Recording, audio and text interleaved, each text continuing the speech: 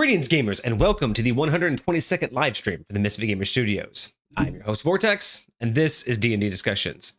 On today's episode, we're going to be circling back to some more tangent topics. We wanted to go back to a little bit more of our roots. We've been doing a lot of history ofs, but we want to start recycling these in a little bit more and give us an opportunity to just to kind of, talk, about more of our experiences and less about, facts and numbers and, things that, have been.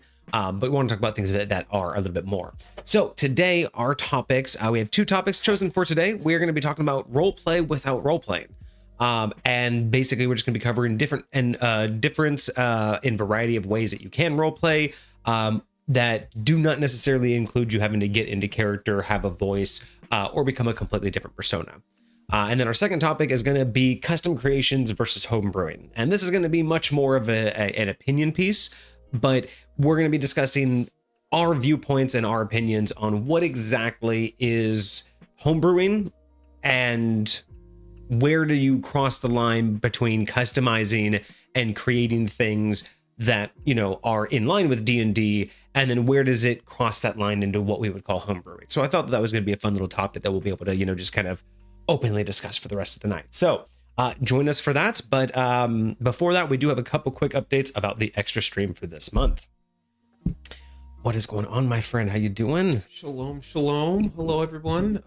Excited to be here again. Another wonderful week. We got so many people in chat right now. Another wonderful weekend coming up. Oh yeah, crazy. Soul was right there. Like I saw Soul Collective in there. Like right away. And then Lucifer showed up. Big Dungeons here already. Awesome, fantastic. Awesome. Great to see everybody. Very excited. Did we just get our goal? Yeah, that was it. Right then. Yep, it just happened. So we officially have created it. Okay, so that gives us an extra stream for October, y'all. We have officially hit that. Very nice. Or wait, no, are we there? We are technically not just yet. No? Actually, we are 9,804 points out of 10,000. Okay. So just shy. I saw an alert on my screen, and I thought that meant that no, I think that's what Soul's number finally updated. Gotcha. Soul's update. So y'all need what is that, 100 and something? No, there it is. Big Dungeon capped it off with way more than necessary, but that's there fantastic. we go, 103%. So we'll have to put in 103% effort on next month's thing. Fire. I love it. Thank you so much, Big Dungeon. We are glad that we could be here to be some background and maybe give you some ideas while you're working on your campaign.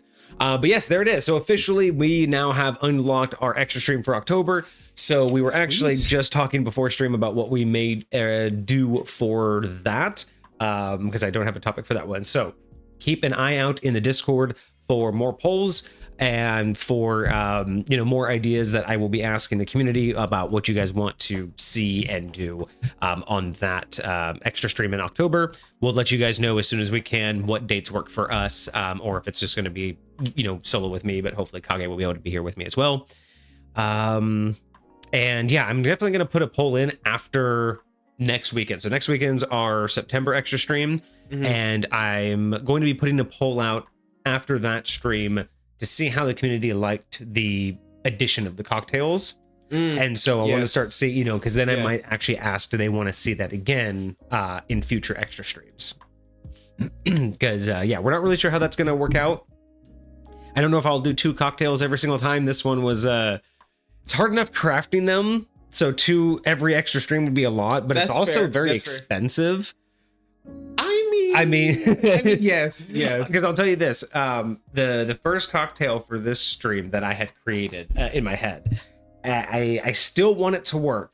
It just can't work with the ingredients I thought it would. I did some bad math in my head, and the gravities for each of them don't work well for mixing, or they work really great for mixing. They don't do well for layering. So the idea that I had in my head originally didn't work. So I bought 2 bottles for 1 cocktail that just ended up completely crash and burning. So you can save them for exactly. collection, No, exactly. Right? I have those for now, but that's why I'm like, I don't know if I can keep up the pace of doing like 2 cocktails. Like if I were to do that every single extra stream, because that's fair. Every time I fail a mixture, that's just excess that I've purchased. Yes, but then you can use that same stuff from last time, so you don't have to like keep buying more. It depends. Sometimes, you know, there's a lot of varieties of alcohol, my friend. That's true. That's very true. That's very true. So so I am really hoping that you guys enjoy what we have coming up next weekend. And speaking of next weekend, the community has spoken. So the community hath spoken. A quick little update here. So you guys have spoken. The polls have closed, and it looks like what you all want in terms of one of the two cocktails. So I've already finished 100% the first cocktail for next stream. The one that I wanted to custom create. It's my backup to the one that failed, but I do have a really, really nice, what I think is a really nice cocktail for at least this topic. Okay. But I wanted to get the community involved, so I threw out these polls to get an idea of what you all wanted to see for the second drink. And it looks like from the options, you all have decided on a tequila-based drink that is both sweet and fruity. Okay. So basically it's not really a margarita, because margarita would have fell into the sour category. Yeah. So I don't know. This would be more of like your daiquiri. Yeah. Yes. I think that's gonna. I think technically this falls in a within the realm of a daiquiri. If I'm still learning like the categories of cocktails, and I'm still learning like a bunch of stuff myself. But I would believe that because we don't have a sour component, I think that's gonna, and because it's gonna be more fruit based, I think that's gonna lead us into daiquiri territory. Okay. I'm here so for that. I've already messed around with that one. Some fruity stuff. That's where the polls were leading, and I was pretty sure it wasn't gonna tilt. So I prepped a cocktail in mind for this. And nice. It landed. So I already have this cocktail completed as well. The thing is I don't have this one fully named just yet. Because my biggest thing right now is I'm leaning towards, should these be named more for high point or more for more universally acceptable D&D? Okay, so my thought process on that is, are these things that you would like to have exist in high point? Well, they probably will, just simply because I'm the one that's actually creating them. I mean, but there's a difference between, like, if I'm creating a cocktail based off of the topic, which is discussing the history and the lore and the importance and the influence of gods and their mythos within D&D. Mm-hmm.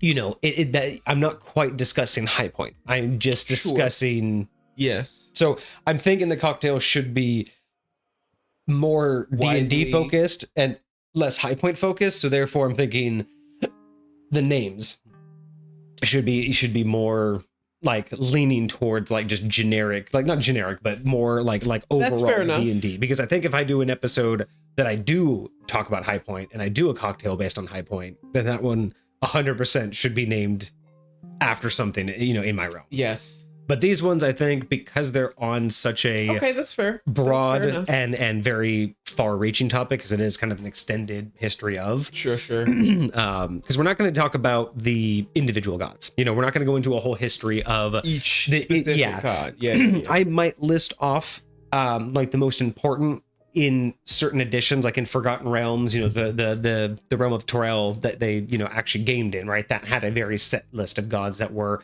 the most prominent. So I might mention things like that, but we've gotten away from things like that. So unless we start talking about modules, it's going to be very difficult to really get into the weeds of what gods are what and hierarchy. I think what I want to focus more on is, how did each edition treat them? What were the influences that not only inspired their influence in the first D&D, right? Like what got them to create gods the way they were, but in general, how did the use of gods from the DM's point of view influence gameplay? You know, how did it influence player gameplay? You know, in terms of back in first edition, were clerics any more or less expecting to be able to commune with their god than they are in fifth edition? Was during the entire campaign, was divine intervention more expected if you ran a paladin in first edition than in third edition, right? Was there an edition where DMs were encouraged to let, gods come down and intervene, and then in later editions, did they just stop mentioning it? Like, that's the kind of thing I want to get into, is not so much, because D&D has always had gods, and there's tons of lore about them, right? But that's not what I want to get into. I want to get more into how were we supposed to use them, and how has that evolved? Very interesting. Because I feel, from my experience playing through all of them, the older the edition, the more prevalent the activity of gods were. The older and further back you go, it seemed like both lore-wise and gameplay-wise, the older the edition, the older editions incorporated much more interactivity with gods. And it seems around 3, in my opinion, 3 and definitely 4th is where they drifted back more into lore. And now in 5th edition, it's almost as a, well, they exist. And then just, it's more like anything else, right? It's like, it's a so thing. Weird? That feels very parallel to the real world, in the sense that, like, back in the day, everybody believed that gods were around, and it was just like, which god is it? Ra? Is it? It was much more polytheistic than monotheistic. Exactly. And so now it's just like, everyone's fighting over which one it is. And I'm like, wild. But yeah, that's what I'm really hoping that my research and it kind of pulls out, because that's what I'm going to be doing this weekend and all of next week to prep. Is I really want to look at, again, that's why I say, like, what is the influence of divine power on the game? Both not just in lore, because we know that the gods have always been there, but I want to try to see, was it just an aspect of the game, or was it in the text itself that brought out more usage of the actual presence of the godlike beings, right? Were you meant to use them? Were you meant to meet them? Or was it just the fact that that's just where the richness of the older D&D lore came from? And now our richness comes from things like the subclasses and the backgrounds. So and how you put those things together and weave them into your... And the challenge for me is not, because this is going to be it's going to be partially opinionated because I don't have the physical books, but it's just going to be a lot of pouring through mostly anecdotal evidence, a lot of forums that are talking about the old books and the old modules and playing through them. But what I'm going to try and find, like in the bulk of my research, is looking at people talking about the old modules and the gameplays and finding those examples of when DMs would bring in a deity, or when a deity would be part of the narration, and start to find out at what editions do we start to see those things fade into the background or become more ambiguous and less, directed at gods, kind of like paladins now have an oath. Yeah. When did we start seeing the shift away from it being so religious focused and more personal motivation focused? Out of curiosity, is a lot of what you're referring to, would it also include things like patrons? Because I would say patrons are not I don't consider patrons. Some gods can be patrons, but not all patrons are gods, right? Yes. Some gods can, just because a god can be a patron doesn't equate to the same thing as that isn't quite. A god can be a patron, but it has nothing to do with their godhood. It's just an aspect of what they do with their power. I guess my question is the I guess what the right word is, the divinity of something like a creature that could give patronship, is that included in the investigation of, like, I'm not going to include things like that, because to me, again, that's not patronism, if that's a thing. Sure. Patriarchy. Yes. That is just a that's really just a shift of power. I mean, realistically speaking, I could do that as a mortal with another mortal, as long as the words we use and the outcomes that we believe in are the same, right? Like, you could wish for someone to go die and then I could go kill them. You can wish to get money and I can go rob someone for you. You know what I mean? Like, there's a lot of things that you could technically say, well, that's my patron. Well, what does he do for you? Well, whatever I ask for, it happens. And all I have to do is give him all of my money. And it's like, that's technically a patronage, a patriarchy. Like, there's no definition that says it has to be magical power, right? That's just the expectation.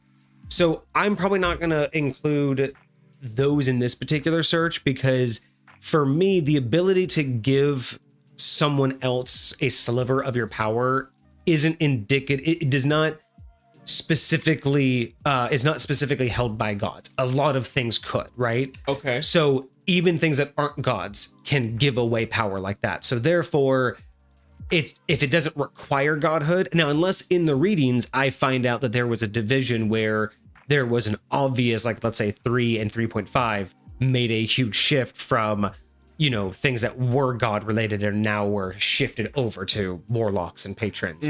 I would definitely want to look into that, but I'm not going to use that particular exchange as a consideration. I guess my main question is, what would you say qualifies something to be a god? Well, I have definitions for me in like High Point. Most of that is a power scale. It's essentially a mechanical scale of what you can do, right? Like what aspects of the world are at your fingertips, right? Just like it's like basically asking how magical you are, or do you consider yourself a spellcaster or a mage, right? You might be able to have a cantrip, but are you really a spellcaster if you can do a cantrip? It's and true. If you're a half caster, you're a spellcaster. But just because you're a spellcaster doesn't make you a full mage.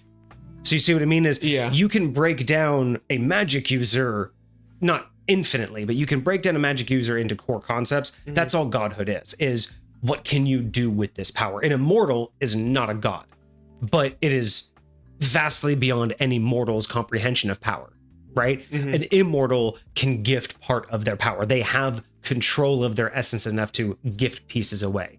An immortal doesn't die on a mortal scale, right? Mortals believe that they're divine-like. Right?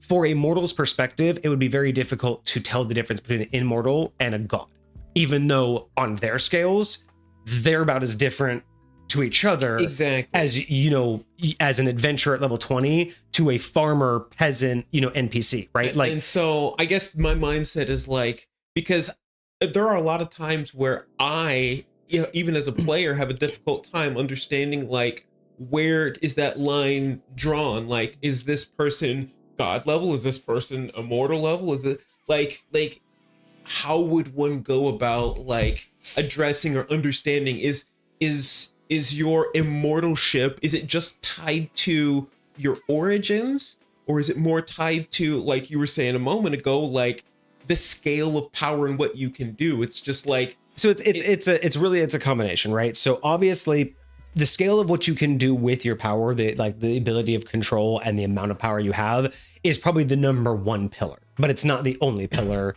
of balance, right? We were getting corrected. It's patronage, not patriarchy. Oh, patronage, yeah.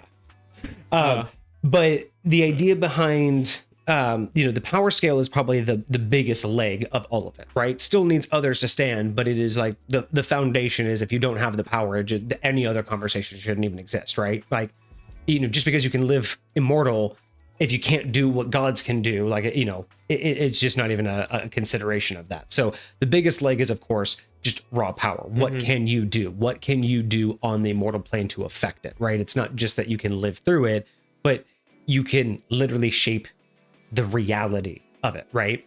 So I would say that there's a couple different foundations. One, how much raw power can you actually control? And beyond that, beyond raw power that you can actually control, I would divide it even further into like additional categories in terms of, like, you know, for high point purposes, you don't just get godlike power, right? Like, you can get up to being a god, but it's not like that power just exists to exist. That kind of power has a purpose. And in order to become a god, you need to essentially embody that purpose. That power, you are a conduit for that power. That power needs to, you know, maintain that balance. That's kind of the thing that Zenith has done in High Point, is the idea of everyone having power is to maintain a balance, right? The more people that are in control of things, they're kind of responsible to maintain those balances. So you can have a lot of power, but you can only have so much before it's just power. If you want to go one step further, you kind of have to have like the power of something. Does that make sense? Right. So you can be an immortal that's just an immortal with some essence of power. you can continue to gain power and become more of a higher level immortal. But there's going to be, like a lesser god. But there's going to be a cap at which you can't just feed yourself raw power anymore. You can't just become more powerful just for the sake of power. Now you have the only way for you to get more powerful, to absorb the next level of power, is to essentially absorb a mantle, or the mortals would call it a mantle. Yes. But the only level of power that's left is the power of something, the sphere of influence that it controls, right? Because that's a tier of power. Controlling, you have the god of war. Mm-hmm. Controlling the balance of the concept of war is a huge amount of responsibility and power. You define what war is and how it is used and why, you define that whole thing. But beforehand, before you defined what war was, all you were is someone who's just getting really good at fighting or getting people to argue, right? Like, you had things, but your power wasn't focused. It was just power to do something. But now that you have the power of war, now it's all of that is now feeding you. But you were never able to hold that because there was no organized flow to you without that sphere. You had to elevate into that sphere to become a god. So you can be a lesser god, but you can't be that's where, again, if you want to talk about like tiers of god. No, I get that. So what would you consider a character like Thanos? The reason why I ask is because, like, just the idea of like having like a purpose, but like the type of like reality warping power, the like craziness that you can do with the stones. And now maybe that's different because it's the stones. Would be, so in that particular case, if that were his power alone, then yeah, he would be a god. If that was just what his job was, is to do whatever he did, due to the fact that power was granted to him from an outside source, from the gauntlet, from the Infinity Gauntlet, that's a different story altogether, right? Like multiple gods creating an all-powerful weapon and then giving it to a mortal or anything less than them doesn't make them equal, right? If a god creates a weapon that can kill another god, that who wields it is not equal to a god. Right. But you have a tool that you've been put on equal plane, but you are not of equal stature. Okay. What about... Fascinating topic. This is not one I expected. What about your favorite guy? The blue guy. Oh, Dr. Manhattan. Yes. Mm-hmm. So I would like in the real world power. So in our real world, like, because that's where it takes place. Yes. And we're talking about non-magical real world where our IRL, it's not magic, it's science. Yes. He is the closest thing this world would ever understand as a god. Dr. Manhattan is quite literally the closest thing we could understand to a god. However, in a D&D sense, he'd probably be a lesser god because he has no sphere of influence, but he's not quite an immortal, because while he has power, he quite literally controls the fabric of reality itself. That's not quite what an immortal can do. Right. A lesser god could walk the mortal plane and change it as he sees fit. That's the level of power he has. But then again, to a mortal, an immortal and a lesser god, again, would be indistinguishable until they showed off the limits of their power.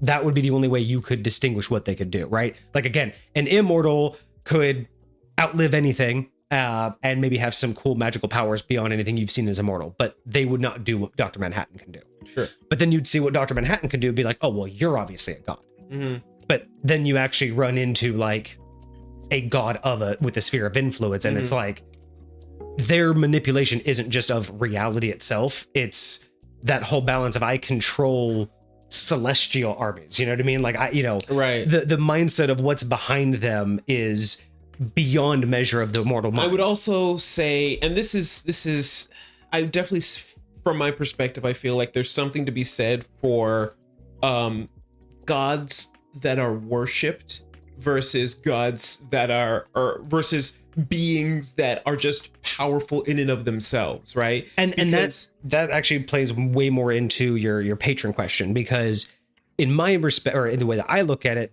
godhood does require a following. And if you don't have a following, that power cannot be maintained, right? Because that power, it's like a river. It requires a flow, right? You can't just hold on to it. You're not a dam. That just doesn't work, right? You need to have a flow in and out. And that flow, that process in, the entirety of it all requires followers. Followers are what, you have clerics, you have paladins that you give part power to. They do things that have other people that bring them in. They give you power. You put that power. That's that flow. It's that cycle. So for godhood level, for you to maintain that, you will need a followership. So it's like, you could be an immortal and be fine. You could be a lesser god and be fine.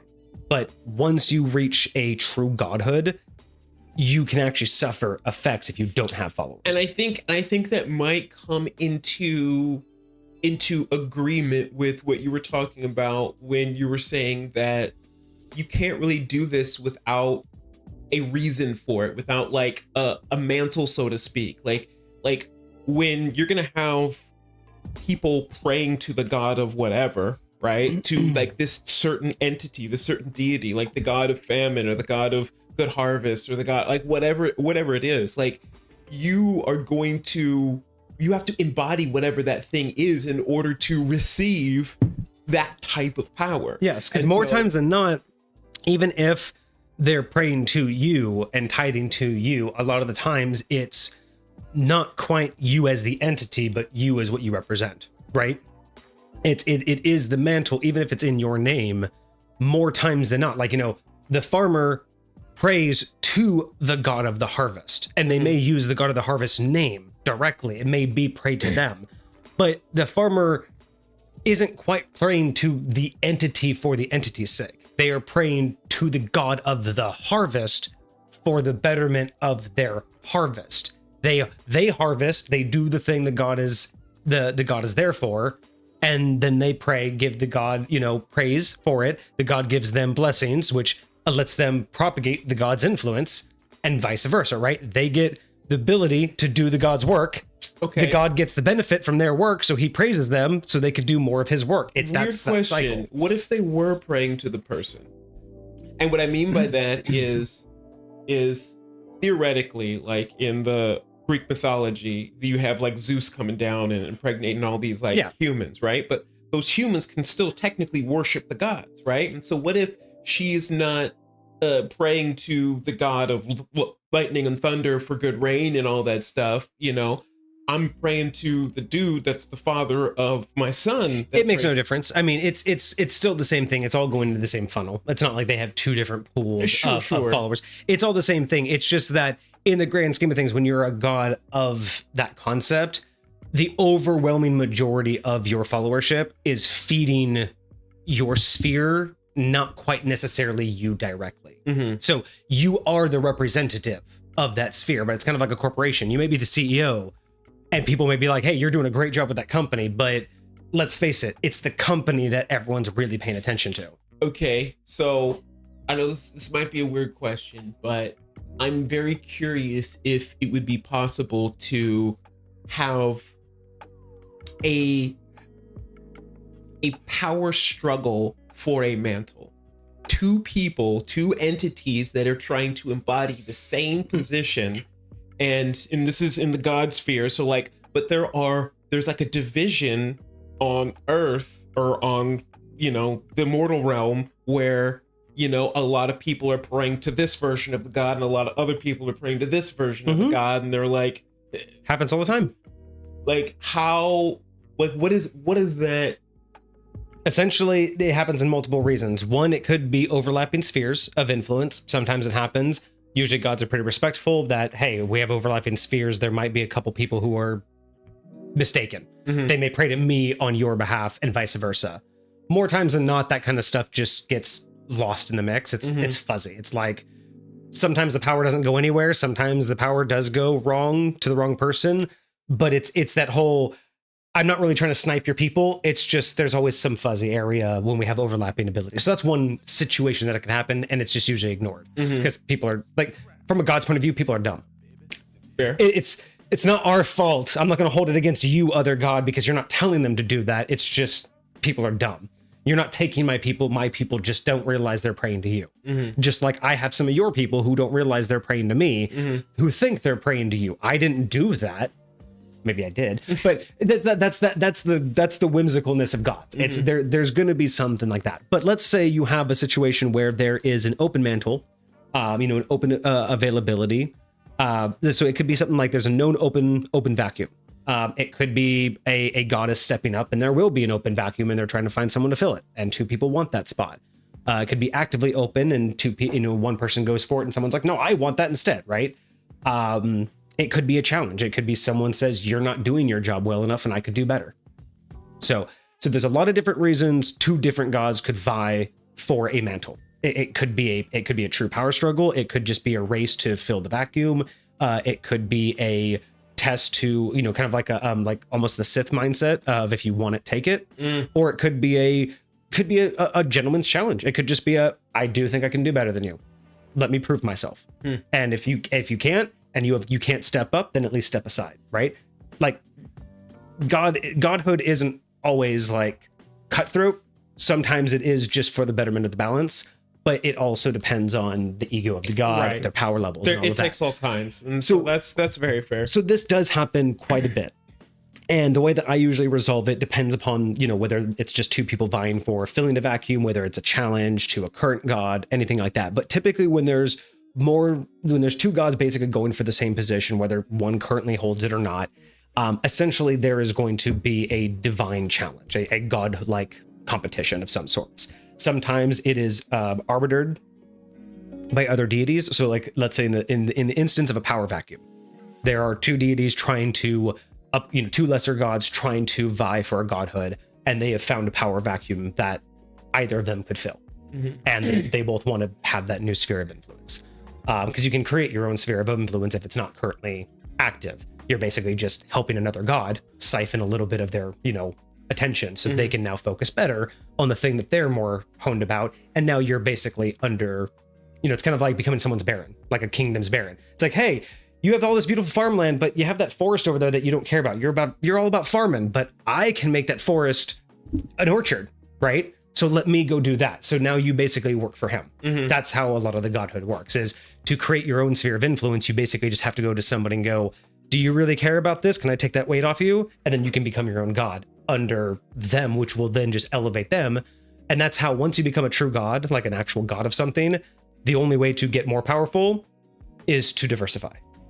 So you become a god of a sphere, and then you diversify that sphere, getting more honed in on the one thing you want, and having lesser gods, like basically just lower gods beneath you, funneling more power, because they're basically better than followers, but not as important, if that makes sense. Yeah. No, and the more you have underneath you, the more you command. Because let's say you're a baron, right, under a kingdom, right? You and I are barons under the same king, but I've been here longer. And not only am I a baron, but I have 5 mayors, 2 governors, and all of this other stuff, and you don't yet. So when it comes down to a new plot of land that the king wants to have one of us run, who do you think is going to be able to vie for it more? Right. I have way more resources to me. But the more that you grow your barony, the more that you get mayors, the more that you get more land and you develop it more, you will then become an equal to me, even though we're both lesser than the god above us. And then one day we may want to challenge the king to be the king ourselves, right? And that's where it is. So if it's like a power vacuum where someone wants to just kind of fill something that isn't there, usually it's arbitered by the highest ranking god of that sphere. So if they're trying to, alleviate another god's like sphere, that god will arbiter. Or if it's a completely just new power vacuum, it's the nearest gods, like, if there's overlapping gods, they'll get together and arbiter. If it's a challenge, it's usually the person holding the power will initiate the challenge. And usually there's a additional witness, usually a neighboring, overlapping god that will at least agree that the challenge is worthy enough.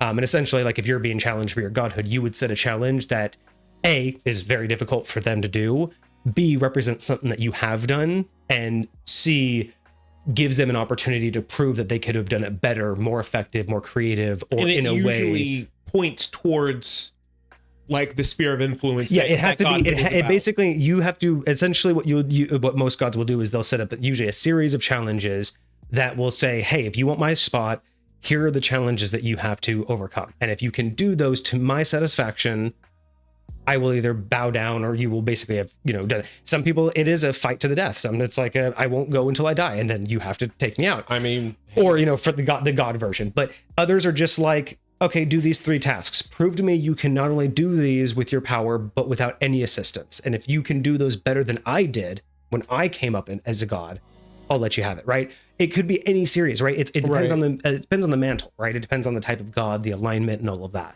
But yeah, there's usually going to be some sort of arbiter because, you don't want just one person saying, if you want my power, you have to go kill Zenith. Right. Anybody in their sphere is going to be like, bro, that's totally unfair.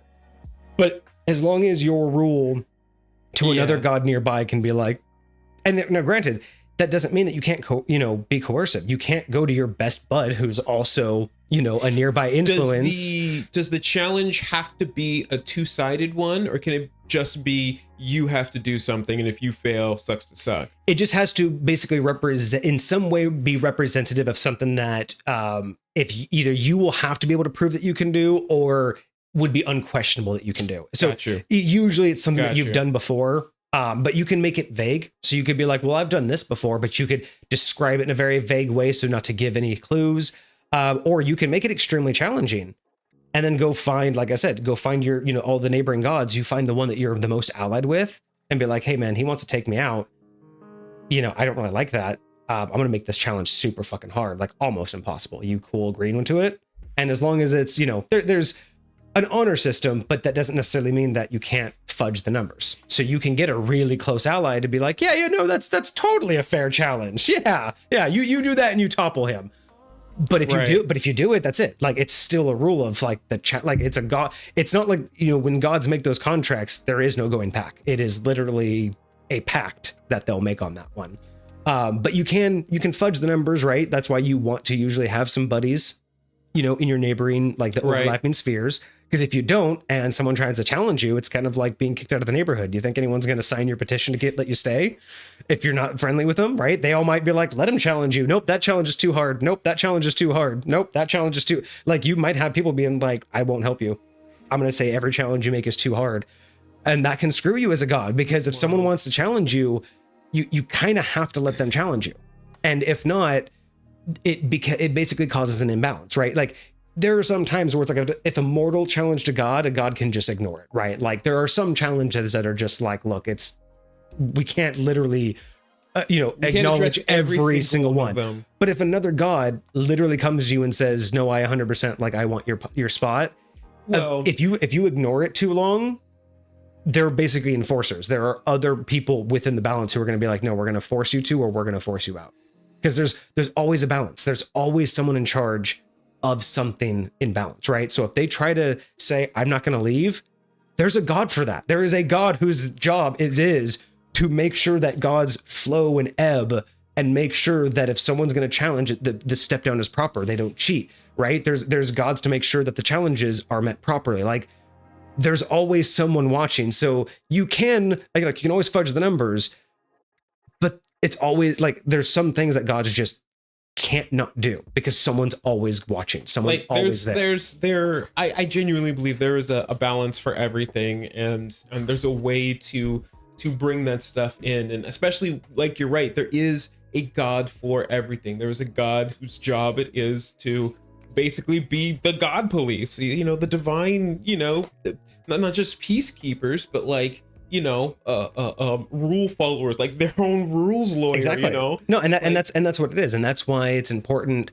At least, for my point of view, is that's why I like to have that kind of hierarchy, because it gives me an ability to, again, just always have a backup plan, but it's also a very good structure to have, because as we get into the weeds of things like, godhood and what you can do with this structure, it's very easy to basically like run down any of those webs, right? Like any of those like details, because the structure should stay the same regardless of which direction you look.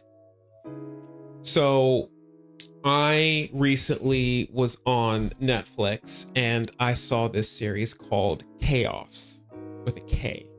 Okay. And I looked into it, and you keep asking me which story it is that inspired Aloe. And I'm pretty sure it's this one. even though Well, we talked about the they did it very differently. historical one that inspired him. The from Greek mythology. Yes. Yes. And so this show is basically modern day Greek mythology. Oh, So like Zeus interesting. is in here, like they have Orpheus in here. Is it like how they did Old Gods, where modern day, but then they're just showing off like how it would have been, like how like if it would have continued, or kind of. So it's like, yes, like there's cars and everything, and like Zeus is calling his like kids on the cell phone, like trying to see where they're at. Like it very much feels like they're living in a modern day. They're talking about social media and like their platform and like doing different things, and it's like you'll see like a news broadcast of them like doing something on All Gods Day, you know, and like unveiling statues to the gods, and you know, like they're watching TV to like basically see what it almost sounds like a spin-off of Old Gods. That really does sound exactly like how they were running Old Gods, but just decided to go look at Gods. I don't know if I'm familiar with that. Oh, it was such. I mean, the show was pretty good. I preferred the book, but Old Gods was a really cool concept. It was a novel by Neil Gaiman, and the idea behind it was like definitely a little bit of an inspiration. Do you mean American Gods or American Gods? That's right, not Old Gods. American. Gotcha. I was thinking about our podcast for a second. I was like, I didn't know they was a show named after. No, you're right. I was thinking of our podcast because you were talking about Olo. No, American Gods is the one that I was thinking of. Okay. And yeah, I really liked his explanation of how gods work in that, in terms of I did watch this one. That one was pretty good. Because you're giving me, you're giving me the idea of like how they showed the representation of how new gods get formed based off of like, the belief systems. Yes. But how the old gods can adapt and stay relevant and stay, in the world, but they still end up fading at some point. So yeah, that's kind of what it's given me. It's almost giving me this like American Gods like ideology. Truly very similar, and it was very cool. This is I think, isn't American Gods also Greek mythology based kind of? It's everything. It's literally in American Gods. It's the belief that the original polytheistic mindset is true. So all of them are there. They represent. So there's like Ra and everything. Oh yeah, everybody is there. There was actually one of my favorite scenes was there was like at a hotel conference room, and it was just like it was just great to how many different religions they represented in that one room, because they had I remember they had a couple from like the Hindu religion. They had I know that they covered like Greek mythology, Norse mythology,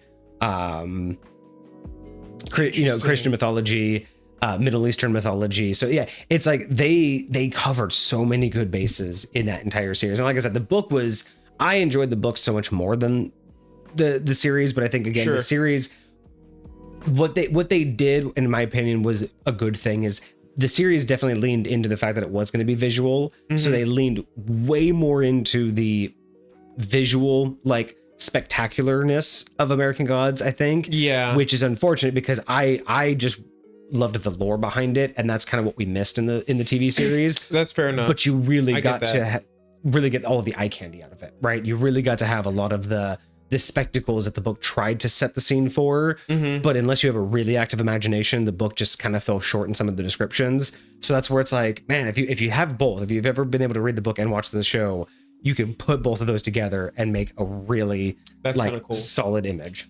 Well, in terms of chaos, I'll say at the very least, it felt like they were. If you've ever seen, you know how there's that new movie Joker, and I forget what's the actor that's in it. Joaquin Phoenix. Yes, Joaquin Phoenix, and there's a new one coming out with Lady Gaga in it too. As, Harley Quinn. Anyways, you know how that's like a retelling of the Joker story? It's like a new adaptation. This show feels like a new adaptation of the story that inspired Alo. Interesting. Because the main character is a bard, and his wife dies, and he literally goes down to hell to bring her back.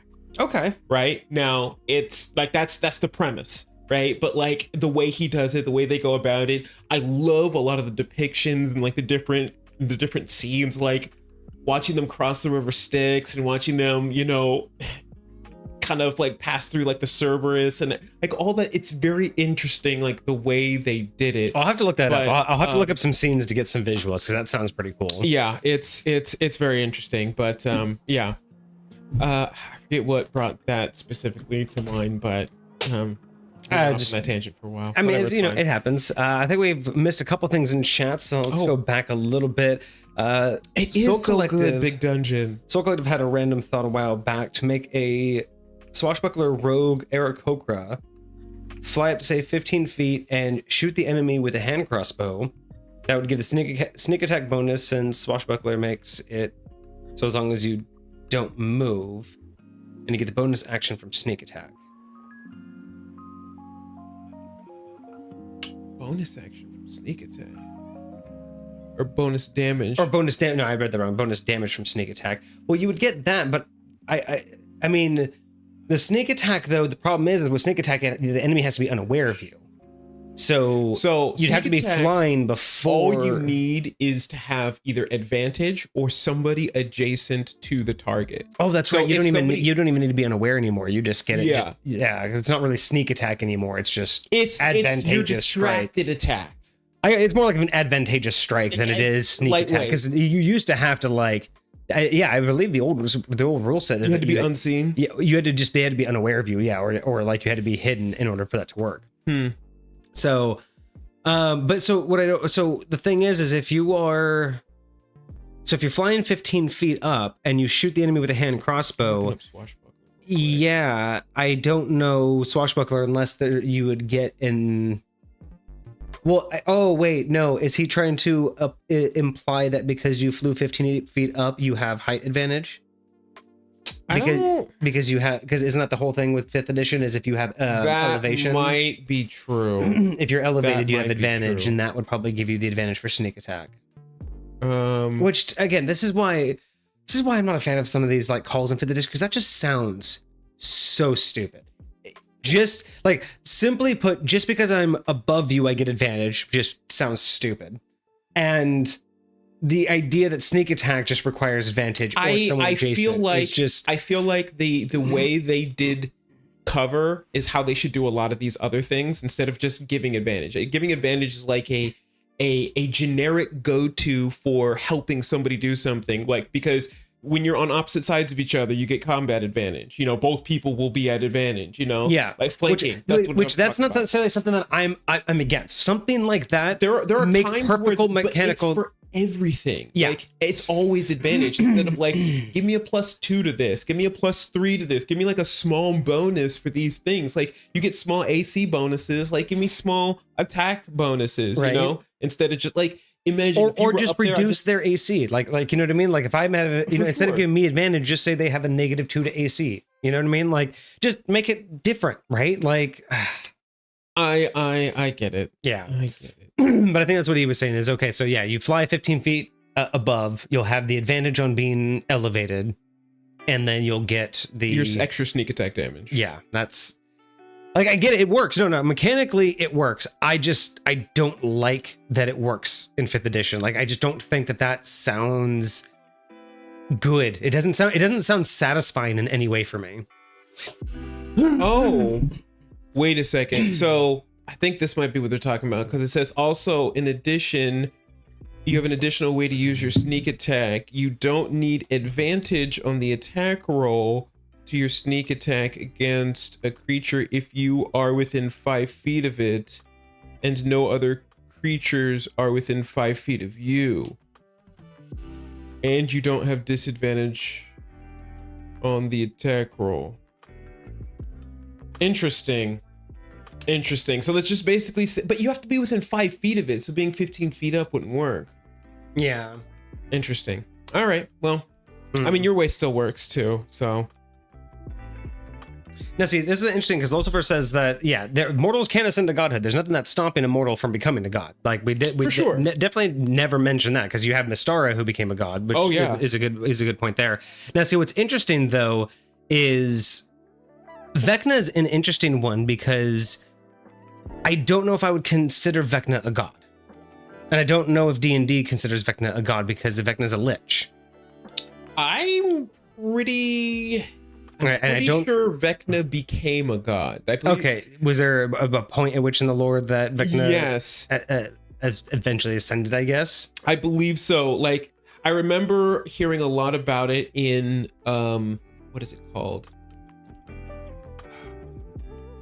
The lore behind, like, what do you the Matt Mercer campaign, the Critical Role. Okay. Right? So like they talk about a lot about what had happened in that campaign, and how Vecna became. So I believe, because I think what Lucifer is actually talking about is Vecna used to be a lich and then eventually ascended to godhood in some way. And I swear there was a story about it. I don't know the rich history of Vecna. I only kind of know like the surface level basics. So I'm not familiar with Vecna ascending to godhood. But yeah, I mean, ascension to godhood, yeah, is it's totally a thing. Yeah, is not a problem. Yeah. I mean, that's where, you know, going from mortalhood to immortalhood, or, you know, even to godhood, you know, takes many different paths. I mean, you can take the long road, which is, you know, power generation, like, you know, you just gather power over time. You can, you know, essentially ask to ascend, like essentially gain favor to ascend. You can be recognized and brought to ascension for your deeds, right? Like you can be recognized by another god and they can basically petition to have you done. Mantles can elevate you to godhood if the mantle chooses you. We've talked about this many times before. So that's what I was just about to ask. Is holding a mantle being a god? Yeah, you can be a god if it. Mantles themselves aren't like the essence of godhood, but like we said, if like Mystara essentially became the embodiment of the weave through her. That's not quite a sphere of influence, but it's also not quite. I mean, the weave is a pretty significant sphere of influence, but not in the sense of normal gods, right? That is the closest thing to a mantle, and anybody that becomes it, you know, anything that would hold that mantle would be that god. But what's also funny is if you think about it, Mystara constantly reincarnates. Like it's always Mystara. So it's also, you know what I mean? Like it is the mantle, but it's also she is the mantle. Like it's that whole thing where a mantle can get you to godhood, but it's not the mantle alone, right? It's going to be that combination of it getting you basically the primer. It could be the primer to it. So you had talked to me a while back about Zenith having like what's it called? Like a I don't want to say a bodyguard, but like a holy knight or something like that, and that was considered a mantle. Yes. Would that make that holy knight a god? No. Holy knights are not gods. That's what so not necessarily anything that is a mantle is godship, but correct, a lot of mantles are basically gods. From a mortal's point of view, yes. But there are like, okay, so put it this way. The mantle that Queen Mab holds in her realm of, you know, the Fae, of the Winter Court, gods of D&D realm would be, you know, cautious of her. Yes, in her realm, any D&D god would be very respectful to her. Now, vice versa, she has no real power. She has power, but no real power in their realm, right? Like, go to their homeworld and she is not as much. What about Zenith? Could Zenith go and challenge her in her... Challenge? Sure. Hold his own? Probably not at the end of the day. Because again, you got to understand where he holds power. He holds power within his crystal sphere. That is where his power comes from. Her place of existence isn't inside of his crystal sphere. His crystal sphere basically just has a gateway to hers. Interesting. So when you're talking about going to these different realms, like you are no longer. So when we talk about being in the Never Never and all these other places, like those are no longer inside of. When it comes to the Never Never and Fairy. And Fairy, like the Winter Court. Yes. other D&D realms all still still reside within the crystal spheres, like the elemental plane of fire. Like, okay. Like That's the still the standard D&D canon, the only ones that technically touch outside and exist outside of that would be things like the Never Never and certain places of fairy that existed before High Point. Like the things that are considered the like, anomaly is technically outside of the crystal sphere. correct. Okay. Okay. So that's another place where Zenith's powers are different. Fair. So his powers are different. Never Never, fairy, the anomaly.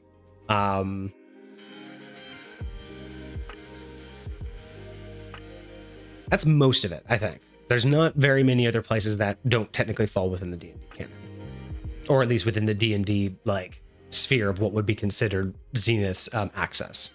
Like again, going to the astral plane, the one that you would interact with resides in High Point, resides in his crystal sphere, but the edges of the astral plane have fuzziness that could go elsewhere. So like the Never Never itself has like the very attachment to, it goes to somewhere else. Technically the astral plane does too, but for a High Point creature or a High Point anything to find that fuzziness and to utilize it to go somewhere would be near impossible. Like it's the fuzziness that makes sense to me to have because that's the astral plane. It's one of the planes that really does touch everything, but it's the idea that it's not compatible.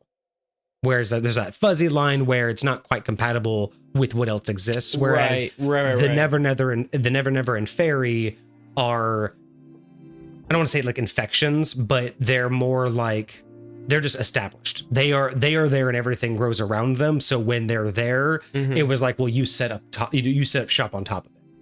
Whereas all of these other ones, they weren't there until you established, like until High Point was established, and then all of those things propagated. But fairy, the Never Never, the Winter Court, that was there, and then High Point propagated on top of it. Okay, if that helps make sense. No, I think I get it. I think I get it. So yeah, so there are mantles that can rival gods in situations, but typically a mantle alone isn't enough to, like, okay, perfect example. Dax in High Point. Okay. He wanted the mantle of the rap god. He fought for it to get to it, right? Did it exist before him? Yes. Okay. It was being temporarily held by somebody until he was able to get to it. So in that particular case, like holding that mantle, quote unquote, we call it a mantle, but realistically it is a sphere of influence, right? Like being the god of rap was the idea behind that will be his sphere of influence, right? He's not just a powerful bard. He's not just a god of music. He has a very strict set of balance that he has to, maintain, right? Like that's going to be his area. So he wants to have that. So it's not, I call it, the mantle of the rap god, but it's not quite the same as the mantle of, like, let's say the Winter Knight of the Winter Court, right? The Winter Knight has a mantle. That is a mantle that someone needs to hold, typically a mortal, and it will grant them a bunch of power. They have to be strong enough to hold it. But that mantle is like a title, right? It's like the, calling someone like a colonel in the military. So it's like, hey, I need a colonel. I need someone who's powerful, who's strong, who can hold this title that I can pin this medal on. But when I pin this medal on you, you will suddenly have access to these weapons, these people, and all of this responsibility the moment I pin this on you. That's what a mantle really is you are going to be boosted beyond whatever your capabilities are.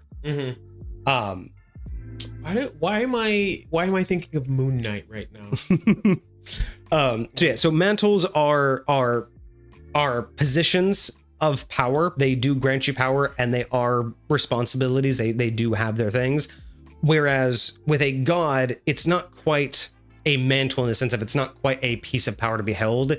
It's a responsibility, right? It's an elevated responsibility that, again, you challenge me to put these things in the words that I've never actually tried to put into words before. I think I'm tracking. When you get to the level, it's very difficult to put certain things into words that don't make it sound like the exact same thing, right? Like saying that a mantle is a position of power, and being the god of a sphere of influence is essentially the same thing, but it's not like that grants you that ability. It's almost like a mantle can be given to you or choose you, whereas the sphere of an influence for a god, it almost has to basically, like, you have to prove your worthiness instead of it just selecting you, as in you could have just taken it regardless. I feel like again, it goes a little bit back to, we were talking about, having worshipers. Like, gods will have worshipers. I don't think mantles have worshipers. Exactly. That is like, a good distinguishing your factor. Power comes from the need itself, so, like the desire, the role that you're filling itself, rather than. So we did talk about this earlier. So a mantle is a source of power. It is a position of power that is itself the source. Mm-hmm. The godhood, the sphere of influence from a godhood, you are the crux of a flow, but it is not a source. The flow is the important part. Mm-hmm. So you can hold a mantle, and that mantle will feed you the power. It doesn't need to be fed itself by followers and other things, right? It basically is feeding off of you, mm-hmm. and then giving you power in return. A godhood is you are taking control of a flow. And if you maintain that flow, you may use the benefits. So it's not quite the same as a mantle that you can just take on and use willy-nilly.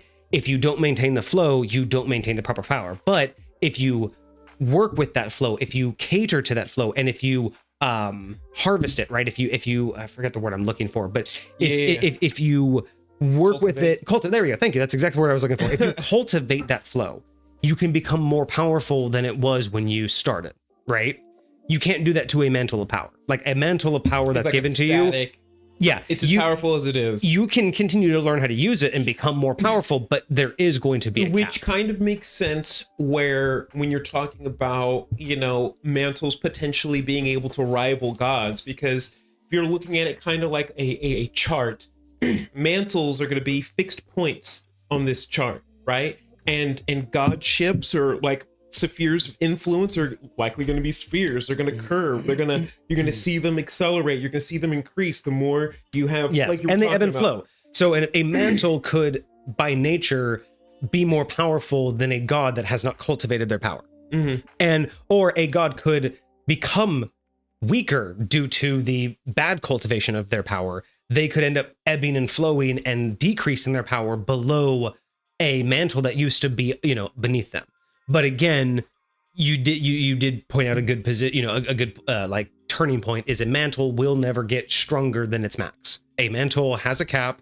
The user may never see that cap, right? The user could always feel like they're getting stronger and stronger, but there will be a point at which the mantle can't do anything for them.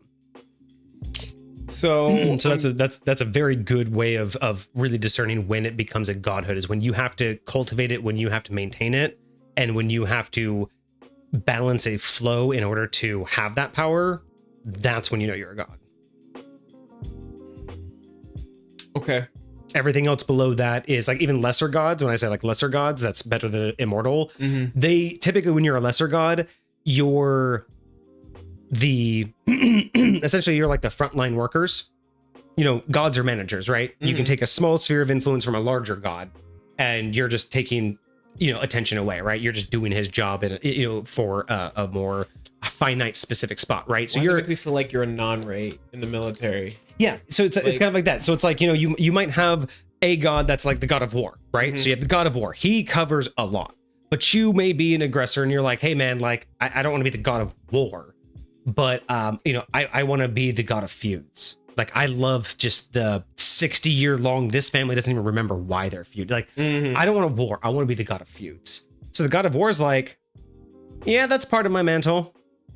I don't really give a shit about those. I want bloodthirst. I don't care about the people who build a fence about each other and, like, just argue with each other at town hall. Like, I want people bloodthirsty. So sure, you prove to me you can do it, blah, blah, blah, right? So you aren't as powerful as him, but you're now a god. Mm-hmm. So you're a god of feuds under the god of war. He's just a much more superior god than you, but you're both gods.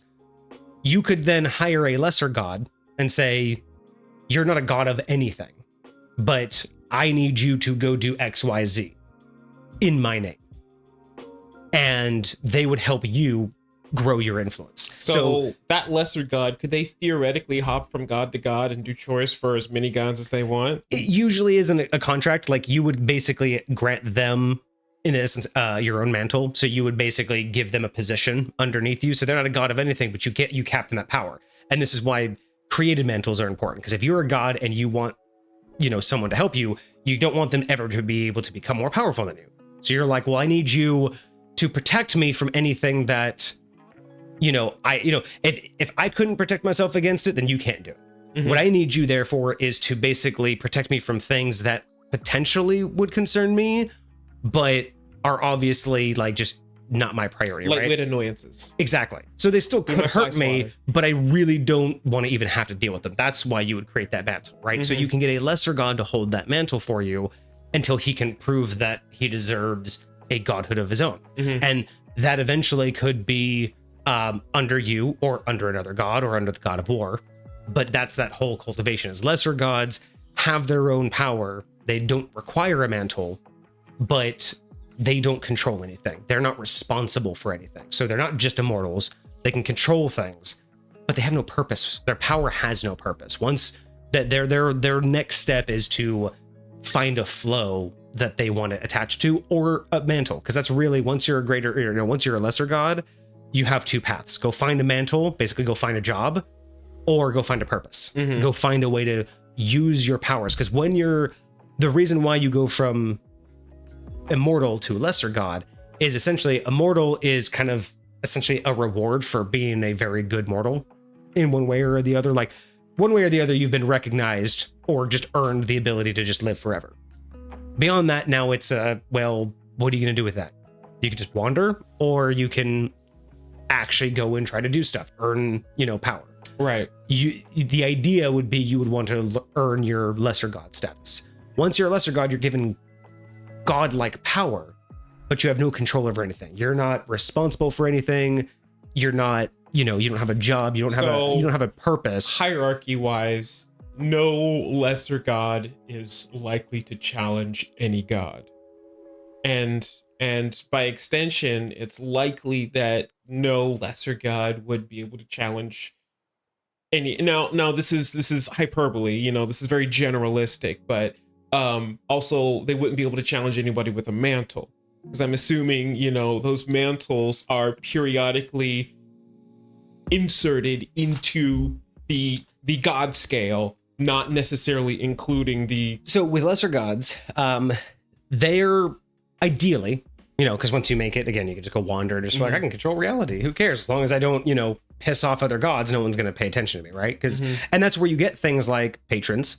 That's where you get things like saints, like the mortal version of saints, where it's like a village just is like, oh, we have like Saint Julius, and it's like, what do they do? And it's like, they make the flowers grow. And it's like, that could just literally be a lesser god who's bored and is like, I like flowers. The best flowers grow in this valley, so I just set up shop, and these people pray to me.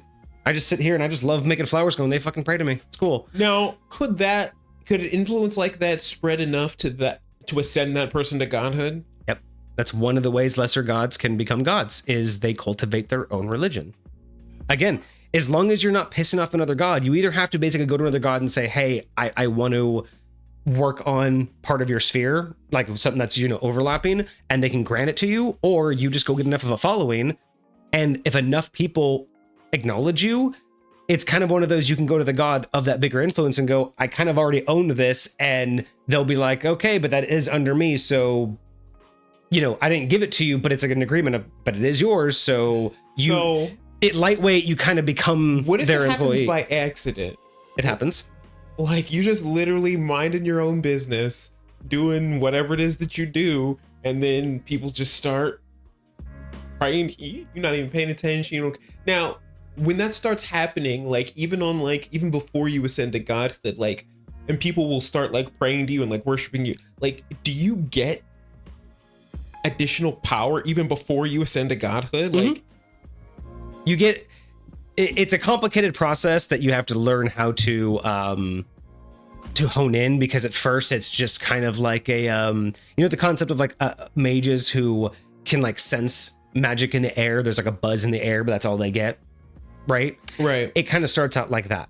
You have to learn how to hone it, and eventually, kind of like sap from a tree, you just have to learn how to eventually extract it. And once you can start tapping into it and start feeding off of it, that's when it starts to escalate, and that's when you make the choice usually to start growing that influence. The more it grows, the faster you get power, the faster you get recognized. But it's always, if you getting recognized and you're not ready to defend it, someone can come in and try to wipe you out. Because remember, and this is why I said earlier, this kind of is a good tie into earlier when I said that, it's more about the belief, that it's more about your sphere of influence that they're praying to, not the entity. And the reason why I say that is, in cases like this, let's say you're cultivating it and someone comes in and be like, cultivating a good amount of power here, and I think I'm stronger than you. If I get rid of you, how do the mortals know that you're gone? If I take your place and I maintain their wishes, I maintain their prayers, and I continue doing whatever it was you were doing, but with my powers, and they don't see any hiccup in the process, they're going to keep praying. Now, they thought, and going back to your question, whether they prayed to your sphere of influence or whether they prayed to you. Right. Granted, sometimes in rare occasions, the pray to you, they'll know you're gone. But for the most part, if they're just praying to you, but they're still getting the benefits, they don't know that they're not praying to you anymore. Someone is just now siphoning what was going to you because you're not there to take it. It's a power vacuum. So they've absolved your identity, essentially. They've stolen who you are. And now that's theirs to absorb. Right. They are now becoming whatever it is these people are praying to, because they're the ones maintaining the flow. Once the flow begins, just need someone to maintain it. Because they're praying, you take in power, you give them a little power out, and that maintains the flow. The flow gets bigger, and just like a river, the more you feed it, the wider it gets and the more powerful. So you can become a god by accident, you can become a god on purpose. Most of the time when you're a lesser god, these are the things ideally, this is what you're supposed to be doing as a lesser god. You're gonna go get favors with bigger gods. You're gonna go. You can go challenge someone with a mantle, because lesser gods, they have a power scale, right? They can go up to just the edge of a god's power, but they can't go because they don't have the flow. But there's many mantles in between a brand new lesser god and a lesser god on the tier of accepting God, like the actual godhood. And there's mantles all the way through. So if you get to a point to where you can challenge someone for their mantle, and that's the job you want, you can do that. And that might be to work for another god to get their favor, to then get a sphere of influence beneath them. Like, there's so many different ways you can go about this. You don't have to work with other gods. It's just typically the best way, because you're always going to step on someone's foot somehow. Right. What you just want to do is do it the lightliest, and hopefully on someone who likes you. That's like, really being a god is all about treading lightly around people that like you. That's the mindset, because you're going to step on someone's foot. You can't, the moment you think of a sphere of influence, someone's already covering it somehow. So you got to learn to step lightly, and you just got to make sure you make friends, because friends are and not even just friends, just neutral acquaintances, people who won't vote against you, because sometimes it comes down to a vote. Sometimes one god says, I'm going to elevate him, anybody against him. And if you have a bunch of neutral people, at least there's going to be no no's. Sometimes no no's is more important than a bunch of yeses. You can get 2 yeses and no no's, and you're good to go. You're good to go. 2 gods gave you the good. But if you get 2 yeses and 5 no's, you know what I mean? They don't care about how many people vote. It's about what the vote comes out to at the end. So if you get a bunch of neutral gods that no one cares about you one way or the other, you're not a threat to them. You haven't pissed anybody off. You haven't done anything. You're like, I'm not going to vote for you, but I don't really care what you do. It's not worth, because you got to remember, most gods, they don't do anything that's not worth their energy. Voting no against somebody that is not a threat to them is against their energy. That is literally a waste of my time to even utter the word no if this person isn't on my radar. But I will also say there are some gods that are just love to be chaotic and just piss people off and just, hey, I want you to suffer, so I'm gonna vote no. Which is why sometimes people... And so it's best to stay off their radar. You just never want to be on those people, because they probably wouldn't even be part of the vote. You know what I mean? Like, so yeah, so that it's to me, that's why I always say, like, when people want to get to that level, it's a whole different type of gameplay. Like, godhood level gameplay, I love the idea that The game doesn't end after 20th level. You can Sure. continue because now you're in this intricacy of you're not adventuring, you're not dungeon delving, you're really looking at like literally changing the world as it is. Like, Yes. how do you want to make things different in the way that I run a campaign? How do you want to make things different in terms of how gods and their followers interact with each other? Like it's a whole different mindset and a whole different like advanced level of gameplay. But like I've tried to, I've hopefully expressed well enough. It's just as immersive and as open-ended as the mortal level campaign, right? Becoming an immortal, there's so many ways to go from immortal to lesser god. There's so many ways to gain power as a lesser god. And there's always the choice to continue to go up the ladder or to just maintain what you're doing and have fun with the powers that you have. Like, you can just game being a god and seeing how many gods you can piss off before they actually come and stop you, right? Like, how many things that you can go do, just, So, out of curiosity, is there any way to hide what you're doing? Or at a certain point, like, when you start cultivating a certain amount of power, like, people are going to notice, like, that you've done something. Like, there's really no way to, like... So, in the grand scheme of things, there's no way to hide it. It's kind of like public information. However, that public information, just like public information, is all dependent on who's paying attention. So while you can do plenty of things to stay off people's radar, if someone's watching you, yes, they're going to be able to find out, right? You can do all you can to put up barriers and to stop them, but if they really want to know... But I mean, like... But like, again, if you're just cultivating power, it's not like there's an alarm going off to every god being like, someone's gaining power, go stop him. They have to have a reason to be notified, right? Gods in your influential area, like, gods of similar influences, they're going to notice because you might accidentally siphon power from them. You might take a follower when they don't know, you didn't know it, but you might take someone who was a follower and now is a follower of you. You may, there's ways that people will find out that something's up. And if they go, search it. Yeah. But it's not like it's just someone goes, who's the new god today? Oh, Kage's a new god today. I'm gonna go fuck with him. There's no ledger. Well, there is a ledger, but there's no public ledger that just every god opens up. I would think that like any sphere that I might enter into, immediately the god that would oversee that, if I start cultivating any sort of power, he's gonna be like, now again, will he feel more powerful or less? It depends. Again, it all depends on how you go about it. So some gods have contingencies. Some gods have alarms that are like, the moment someone steps in and does anything with my sphere, I want to know about it. Other gods don't care. Unless you start siphoning a noticeable amount of power, some gods are like, whatever. Like, some gods even have agreements where they're like, you can have multiple, like, some gods are okay with like polytheism. Well, they'll have agreements with other gods like, oh, my followers can follow you. That's cool. Like, they'll even, some gods, like, if you want like to make deals, that's sometimes a deal that's required. Where one god will be like, okay, I'll do that for you, but you need to allow your people to follow me. Like, you cannot have any restriction. If your people want to follow me, no restrictions.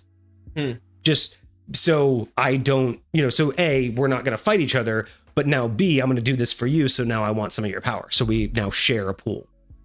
So there's a lot of different ways to have that. So yeah, if you're in a god sphere and you start doing something, it really depends upon how strict they are and how watchful they are of their sphere of influence. But at the end of the day, they still have to figure out who, right? It's not just going to be a sudden, oh my God, I know what's happening. It's going to be a discovery process. They're going to know something's going on, but they're not going to know what. And then they're going to have to go figure it out. Right. And then they're going to have to discover it was you. And then they have to prove it was you. You know what I mean? Like, it's a normal, what we would call normal, but you know what I mean? It's not just like they have the omnipotent knowledge that, oh, okay, now you're starting to follow in my area. They know something's up. They're going to go investigate, but it's a power flow. It's not going to be hard to find out there's a new church in an area that they can see in, or they can tell that, their new cleric is having second thoughts, right? Or something. Yeah. Or guess, I mean, again, you're trying to do all of this, right? Like, here's the fun stuff as a DM. You have a cleric, right? He's a cleric of a new god trying to, get people to follow, right? And maybe they're doing really well, but they don't convert everybody, right? Like, some people, they, you make them do a D6 and you're like, okay, there's 6 people, roll me a D6. Okay, you got 4 of them, 2 of them left. Sure. Well, you can write this in now and say, well, one of them was actually a cleric or a follower of another god. And they felt so guilty that they almost went with you that they went back to their church and they confessed. And that confession went up, and that god has a contingency that whenever their followers are tempted by another god, they want to know about it. Mm-hmm. So that could be a contingency for that god to be like, wait a second, my followers, that's the third one this week from that one town that my followers are questioning my faith. I'm going to send a paladin down there to figure out. That paladin goes there. Week later, the god hears back. There's a new church in town, is there? That's right. It's because remember, gods don't do divine intervention, but you give, all of a sudden you're losing followers, and your cleric, one of your main clerics in a town that's been profitable suddenly has second thoughts of on a confession. You send a paladin out. The paladin prays and says, I need help. I need guidance. I see a new church and I don't know if they're against us or not. Mm-hmm. Then you're like, are they? So, and then you have to go do things like, send dreams to your clerics to go help the other church. Hey, do you need any help? Can we help you build? Get some knowledge on them. Are they a threat? Are they cool? Like, interesting. There's a lot of different diplomatic ways that God can research you, right? I mean, and in game, you don't know any different. You could just have a what looks like a monk come by, and I mean like more of a monastery level monk come by, and he just wants to help out. He's like, oh, you're helping the orphanage, and you're going to build an orphanage here? I'd love to help you with that. Tell me more about your God. Absolutely. I would love to know everything you have to tell me about him, right? Like, you can throw that NPC in there and no one's going to know anything about it. But that NPC is really just feeding the God info to size you up. And that's what I mean by when we talk about like gods don't do divine intervention, this is the shit gods do. Right. They send their people for one way or another and just wait for that to, wait for all that information to leach through and, kind of figure it out through attrition, really. It's just, because again, their timescales are not urgent in the mortal sense. You know what I mean? Stopping you from building a church isn't as important as figuring out what your church is all about. We don't care if you build it. We'll desecrate it if we need to. But what we need to figure out is, what are you doing in town? So on a mortal level, that may take a year while you're building the church for us to size you up. But for a god, that's an instantaneous. Like, for a god, it's nothing. It's like, oh, okay, they're cool, fine.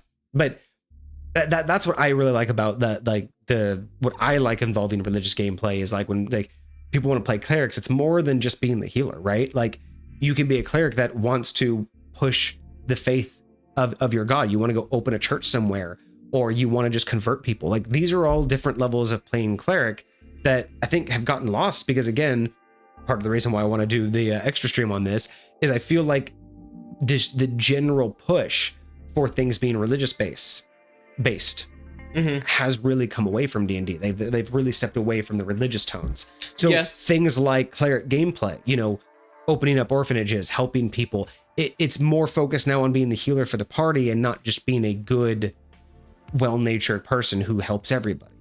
And I think that's just not necessarily a bad thing, but I think because we've gotten away from it, we're also leaning away from those essence of gameplays, right? Like the things that you could be doing in order to enrich a character's backstory. Right. Very interesting. Very interesting. Oh, you're so far behind chat. Big Dungeons, you mentioned that Big Dungeon was reading Chaos. Yes. No. So I posted in chat that I didn't realize Chaos was a book series too. Oh yeah. Yeah. So apparently, just like American Gods, this one also started off as a book. And yeah, I didn't know that it was something that you could read too. But it makes a lot of sense. But I think they did an all right job. Big Dungeon is right. It is very dark. It is very wild. But I mean, I think that's just the Greek mythology. Like they be like that for real. Yeah. So I'll have to look up. I'm actually really curious what happened to Vecna's story, because I don't remember when Vecna went from Lich to God. So I'm gonna have to look that up sometime. Yeah, I know. Lucifer was talking a little bit about that in chat. And Big Dungeon. It's actually intended to be left to just fill in. Okay. Oh, really? So the context is that Vecna created so much undeath as a Lich that they made the sphere of undeath. The sphere of undeath influence to channel them. Oh, So basically they abused the loophole of what a lich was and how they had power so hard that they basically created an infinite source of power. they created. I feel like if what he's saying is true, it sounds like because he started creating so much undead, like there was a need to manage it, right? And so it's almost like you're creating a power vacuum, and then you're taking its place. Yeah. Lightweight. Oh, well, and yeah, that's very similar to kind of like the Mystara concept too. Basically, you are embodying the very thing that you need. You are embodying the god of undead, I guess, is what he would be. That's wild. That makes sense. Oh, Big Dungeon's lurking. Oh, Holepa showed up. What's going on? And then Lucifer says, oh yeah, keeping power vacuums in mind. Yeah, power vacuums for me are a big deal for, like, it's always just another alternative. His item? I think he was talking about for his homebrew, Oh, yeah. Keep that for the homebrew review. Okay. Gotcha.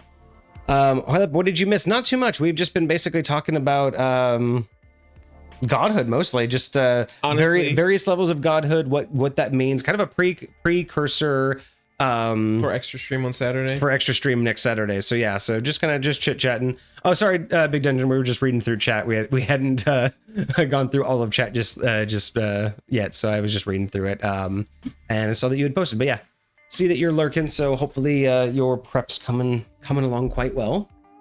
All right, well, Jesus Christ, that was an hour and a half of a completely unplanned that tangent. came from our update. We started talking about the update. I know, right? The extra stream. That's fantastic, though. That's kind of how it works, though. I mean, it is a tangent talk day, so we tangenting. We got a post in the sub chat. Yeah, we do. Oh, it's a god that Hecate is making. Okay, I will take a look at that Hecate later. Very cool. Very cool. Share a god that is in a new campaign that they're making. Okay, I will definitely take a look at that and give him a 2 cents. Clean. Philippa says, always wanted to DM a high fantasy low tech setting. Story will be how the party becomes the first gods. That's cool. I like that. That's actually like setting up the story to like how the adventurers actually set themselves up. I've always been a fan of that kind of like that. I think that's what really inspires me to have such a open world for High Point, because I like those kind of not one shots, but those kind of campaigns where the end of one campaign, like that accumulative story sets up the next one. And I don't just mean like an episodic one where, you kill, the BBEG and then his brother is now, or his dad is now the new BBEG. I don't mean like that. I mean, like in this concept where you have one campaign and, the heroes did something so great, they ascended to godhood. And that ascension like sets up the story 100 years later or whatever for your next campaign. And then whatever those people do, let's say they, destroyed a great evil, but in the process, they had to destroy a great artifact. And then the next campaign is the aftermath of the destruction of that artifact. Not to do with what they succeeded in doing. Yes. But you just spin off of a new campaign of, so once upon a time, 10 years ago, these heroes saved the world, but in the destruction of this artifact, a schism opened up and has been spreading. Now you guys have to stop it. And then I feel like that is what like a lot of TV shows should do way more often when they like end a season, because they try to drag the same story out like way too long sometimes. But if you just like, all right, this story's done, let's start a new story. And I honestly, I really felt, but Once Upon a Time actually had that kind of feeling where each season was like not necessarily directly after the other, but a lot of the times they would tie in stuff that happened in the background on one season and they would kind of loop it back or use it as a remember that happening? That's definitely my favorite part about that show is the lore behind it and how deep they go into it and how interconnected everything is. And the interconnection is subtle too. I like how not everything is just suddenly they've known each other for this whole time. Like they've always give things in the background that eventually lead you to be like, you've been building this for a minute. Yes. And that's kind of what yes, I like. it feels I like would it was there the whole time. I would love to see that from like an actual campaign point of view, where the not necessarily again like the major plot point continues, but just pinpointing something that happened in the previous campaign that sets the stage for the next campaign, right? Doesn't necessarily again have to be the accumulation. It could have been something they did late earlier in it, right? But just kind of setting up something that whatever cornerstone or whatever memorable thing happened in one, you move that into the next. Okay. Because I definitely feel like that's what inspires me a lot of times for High Point to be so open world, is the idea that one gaming group or one player can affect something so much that other players can see the effect. Yes. And come after Yes. it. And I really enjoyed that. And that's where I'm Very like, much I would so. love to see. I wouldn't do it very well because I just don't do like the scheduled campaigns like that. But that would be a fun type of campaign to like for a podcast to just be able to keep up with that story and be like, oh my God, wait, they're doing this.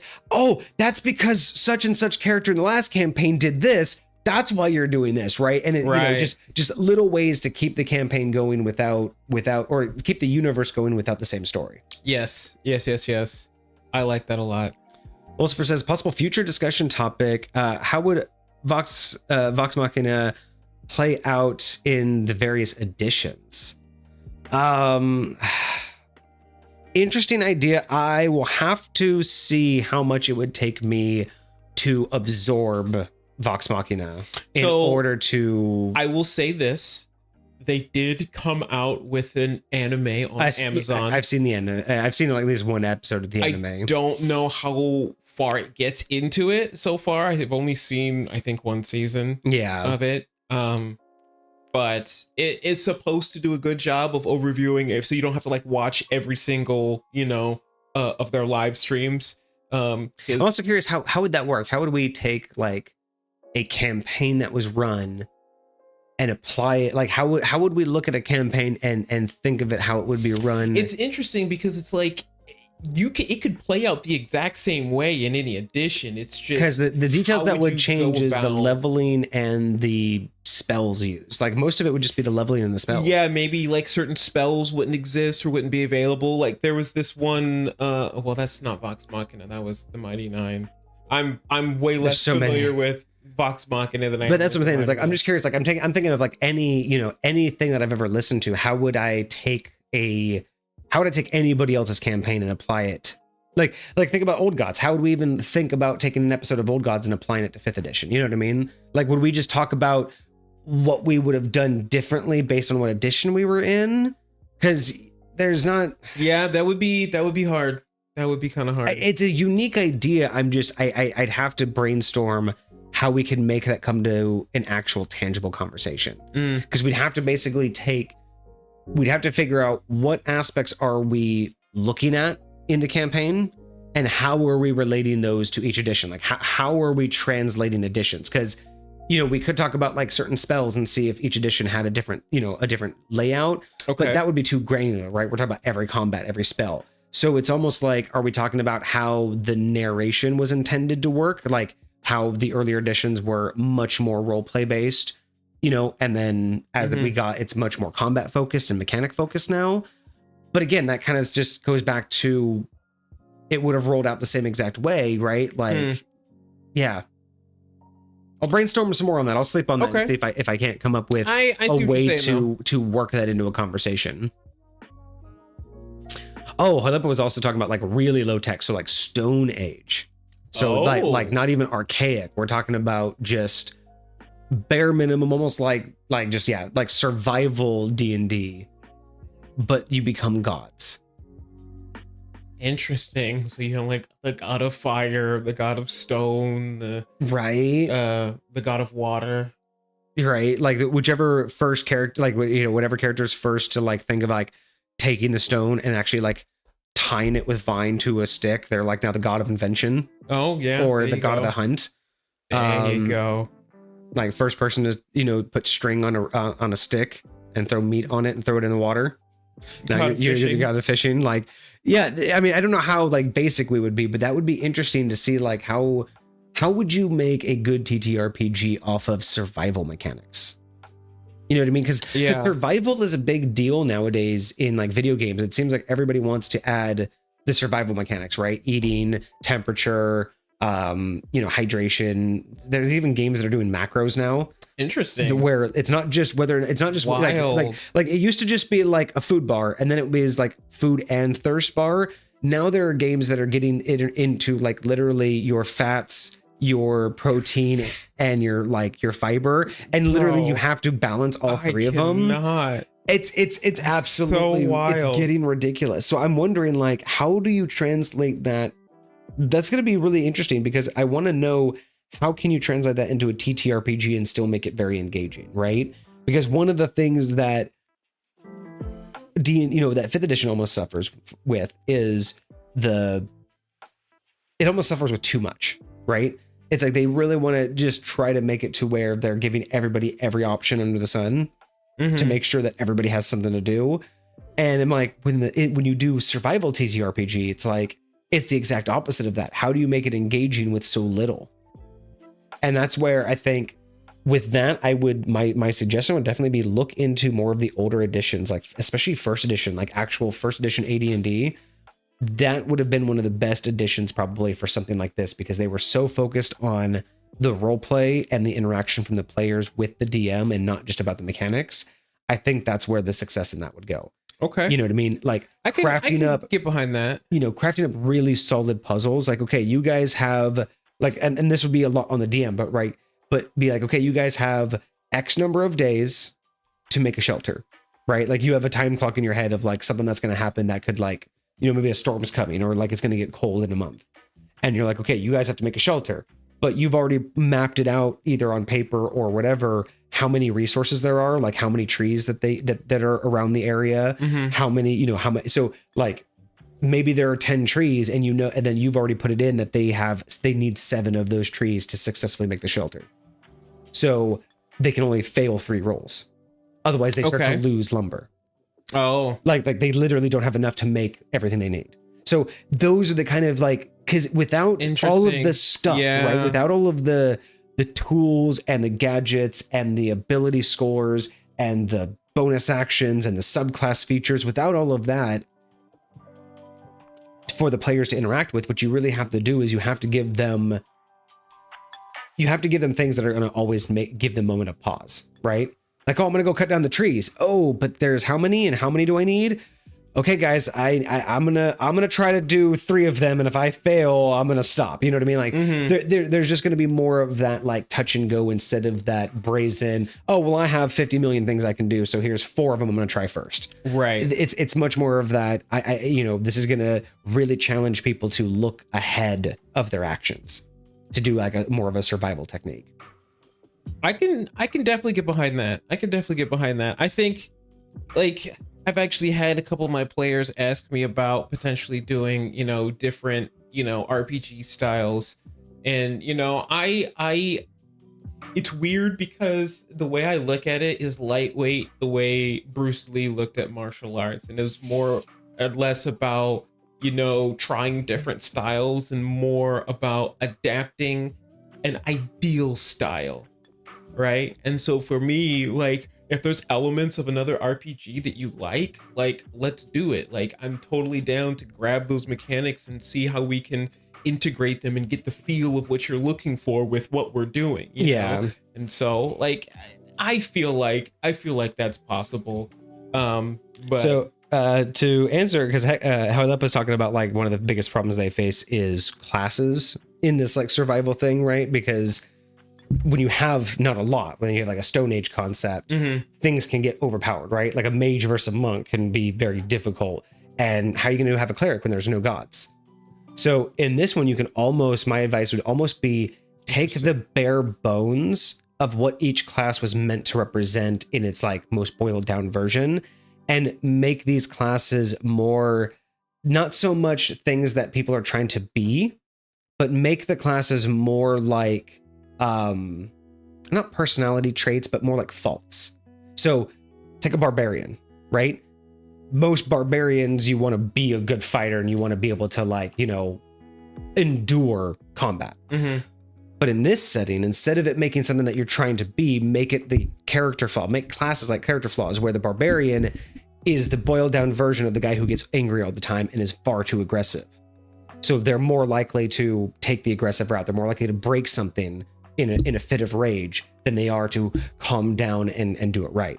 You know, you can have the artificer. Instead of creating a whole bunch of stuff, you know, they're the one who get bonuses on figuring out how to, you know, craft things, right? They're the ones who take the time to think about it, right? Your mages, your magic users could be the tinkerers, right? They're the ones that are constantly like trying new foods and new plants and mixing things together, you know, and figuring out like, you know, just how things go together. Like what ChillHop said, like taking the tooth of a red dragon and being able to make it into a lesser fire dagger. Right. And then being the person, like an artificer would be the one to see that connection, being like, oh, but if I take the tooth and if I attach it, it's just a tooth on a stick. But if I attach it to this stick with this vine, it's now a magical dagger. That's basically an artificer, right? And so, yeah, doing that, taking the ideas behind what the classes are, boiling them down to their most basics, and then trying to make it, in a sense, more like a character flaw, something you can't get away from instead of something you're trying to become. Instead of being the rogue that is trying to get good at breaking into things and stealing from people, make it to where it's almost like, again, they're agile, they're nimble, they're cowardly, so they're always trying to run, they're always trying to climb trees, they're always trying to hide from the danger. So it's not so much that they're trying to be sneaky, it's literally that is their character approach. They are the coward, they want to hide, they want to get behind things so they don't get seen. Maybe they're shy, maybe they're not confident, maybe they're meek. Like all of these different ways that you could portray the same characteristics of a rogue without being a modern rogue. Right. And that's how I think I would try to go about it, because what we're talking about is like the time before gods, right? So these are instinctual characters. These aren't people of high education who have hundreds of years of education in a book or hundreds of years of experience that lead them to new ideas. These are players. These are people who are literally being motivated by pure instinct. So you know what I mean? Like the barbarian of that time wouldn't be someone in control of their faculties to endure and be focused in combat. They're the people who literally can't control themselves, right? So it's more like a character flaw to be a barbarian, because it's not about being the best and the strongest. It's about the fact that you are a brute and you just get angry all the time. You know what I mean? Being a rogue, being just cowardly makes more sense. Being the tinkerer, the artificer, the one who just constantly is like, does this work? No. How do I make something better? Right? A mage can, you know, an herbalist can just be the person who's just instinctually like, they're just, you know, or like an herbalist or a mage can be the person who's just curious. You can say you have a druid and it's just their curiosity. They're just like, oh, what's this? What's that? Can I touch this? Oh, that feels, ooh, that's itchy. Here, feel that. That's itchy, huh? What if we put that on our weapon? Like, here, feel that. What if we put this on our weapon? Like, it's itchy, isn't it? Like that annoying guy, but that could be your druid who just learns all about the plants because, and then again, what if he's just like, guys, what if he messes with plants so much that he's like, guys, I swear that plant just told me something. And you're like, dude, plants can't talk, but there's your god druids. He just messed with plants enough that he's just went crazy. To everyone else, he went crazy, and he just talking to him. And think about this. He goes crazy. They stop talking to him. He becomes a hermit. There's your druid. Like, you could literally also make that campaign and then push these plants like walking up to people trying to talk to them. Now they think they're crazy and stuff. It's like, what did you get? Right. And then eventually, like when they ascend, you could eventually like capstone it to where he finally turns into a bear or something and he gets wild shape. Oh, the first wild shape is when he like ascends or something. Like, nice. Yeah, that's I think the approach I would take is if you're going that far back, then you're going back before time was time. You're going back before gods, before established anything. You're going back before classes were classes. So what were classes? Before people wanted to be them, it's just what people were. Right? So that's what I would say.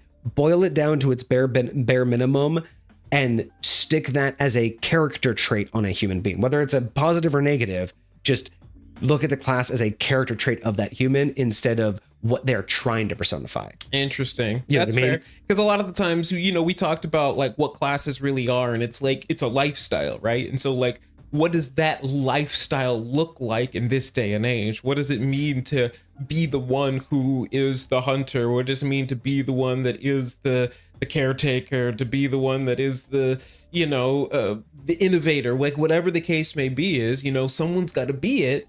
So like, what does that look like? Right. And when I say like that, and again, character traits don't have to be what we think of them, right? Like I said, rogue is cowardly, but that doesn't mean you have to be afraid.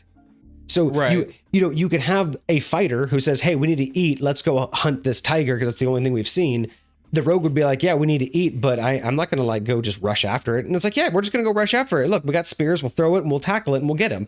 And the rogue's going to be like, I'm going to go up in the tree and then maybe I'll like set up a trap, or I'm going to like, the rogue's cowardly, but not afraid. You can be cowardly, but not afraid. And it's, I feel like a lot of the times it's like how people call people lazy today. Right. And it's like, is it lazy or is it, I want to find a better way to do this? Right. Yes. And so it's like, is it cowardly or is it,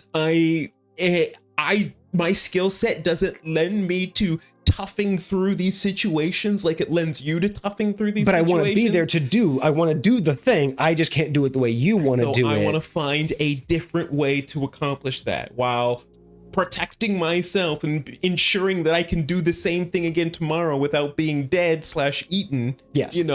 Let me find a way that I can accomplish the same thing. Right. Because it embodies that idea of these are going to be the representations of what future, the future of humanity will become, right? You will have these representations of the one that did it face to face, right? The hunter that stood down its prey. You will have the history of the one that let their emotions get the best of them, but we're always driven by their emotions. That's their barbarian, right? You'll have the one that did it through cunning, right? That's the rogue. You'll have the one that always thought of the plan, right? You have these embodiment of heroes that just do these things.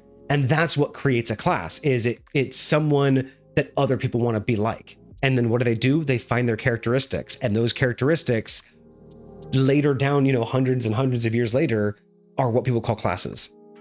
Right. It's the drive to embody something. I definitely feel that. And you don't know what you're embodying because, everyone's just said this is what it is. But it had to come from somewhere. Very much so. Very much so. That could be kind of cool. Definitely. That would be the way I would take it, I think.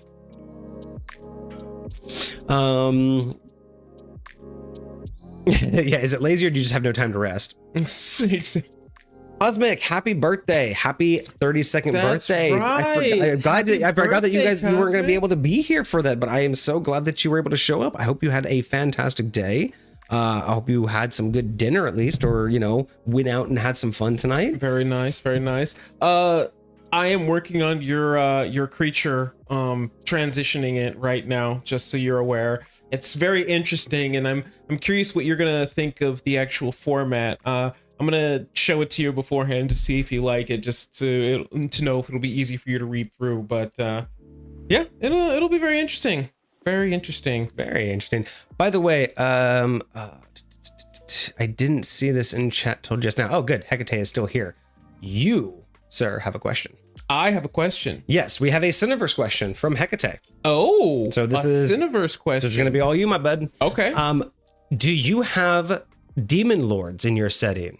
And if so, do you intend them to be evil or just a state of power and can be anything in the sense of nature? So, yes, there are definitely demon lords in the Cineverse. Are they all evil? No. Evil, again, if we're talking about the way we spoke about alignment the other day, if we're referring to that, then where it's talking about like the selfish mindset, I will say there are some demons and entities of that type that are much closer to embodiments of a mantle than they are a source of like evil or bad, right? It's like, yes, they're there to embody this like, think about the Grim Reader, death. Like, death isn't in and of itself bad or evil, but a lot of people see it that way because what it brings is something that's somewhat unpleasant.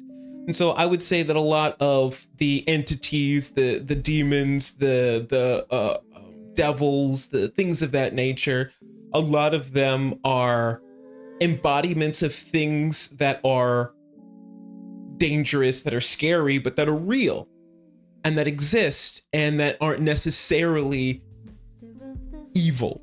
They're just not preferred, generally speaking. Hopefully that answers your question, Hecate. Sounded like, I mean, that was a pretty solid, answer there. Let's see, was that the whole question? Yeah, because it was just, do you have them? What's basically their alignment, or are they just kind of like a power hold, kind of like what I was talking about? Yeah. A little bit of both. Definitely a little bit of both.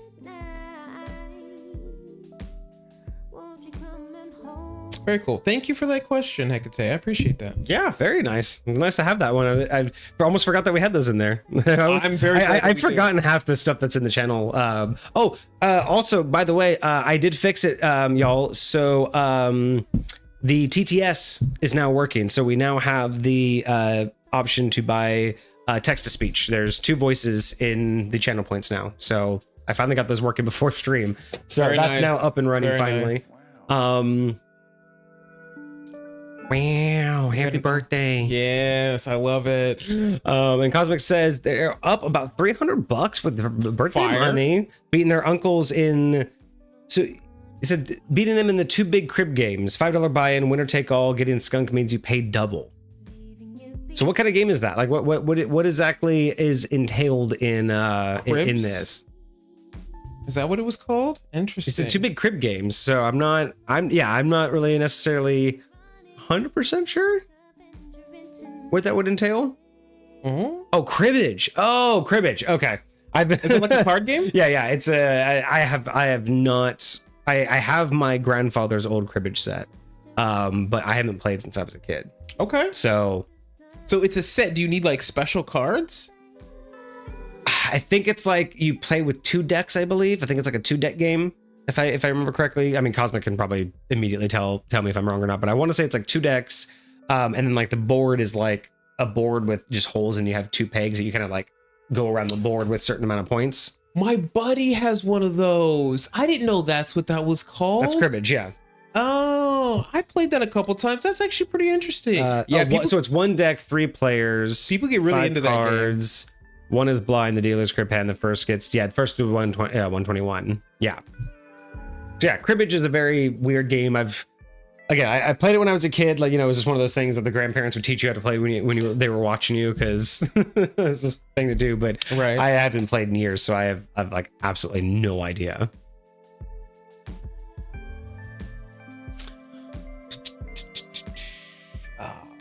All right, so I guess we're 2 hours in. I guess we can get to our topic, one of our topics for today. Right. So let's see. So this was the topic we've talked about this a couple times here and there, but it might just be nice. This might actually be the only other topic we talk about today. I might have to change the the title. The title. Save that one for later. Yeah. Topics can always be pushed.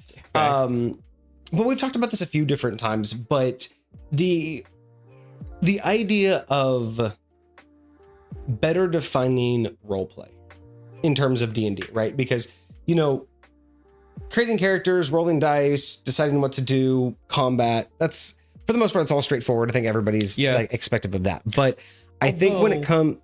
I was just going to say, I will say, I've heard recently, I've ran across some TikToks and some other creators giving out like different ideas, and like one of them, and they put it on the DM, but I would almost encourage, at times putting it on the players to do so, like enhancing combat by, we've talked about, like describing what you do and like how your attacks and stuff go off, like what your spells look like, all that kind of stuff. But like also talking about like how what you're doing is not just affecting you, but it's infecting like the environment, so if it like, some like cold spray splashed off and it made something slippery, and maybe that's why somebody else, missed something, or like seeing how one turn flows into the next, you know what I mean? It's like you're watching this, like, imagine if you're like in a movie and you're like going from scene to scene, watching each one of these turns happen in that 6 Yeah. seconds. Like this arrow's whizzing by this one guy's head as he missed, but then it like lands in the ground right next to this guy as the monk gives him an uppercut, and then his tooth flies out of his mouth and goes over and lands next to the rogue who's sneaking up. You know, just Yeah. like all the little pieces that like add to No, yeah, what's and happening. telling the nerve. It's funny you bring that up because I've played around with a very unique variation to combat, and it actually employs a technique from a different game, a board game that I own and really enjoy. So it's called is it Colt Express? Yeah, Colt Express is the board game that I have.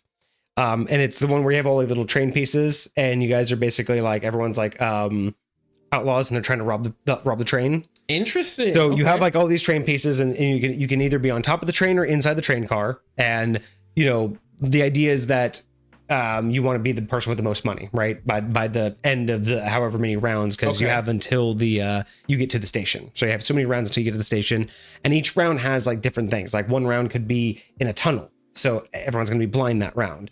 You know, one round, you know, could have like the sheriff move from one car to the next, so you have to avoid him.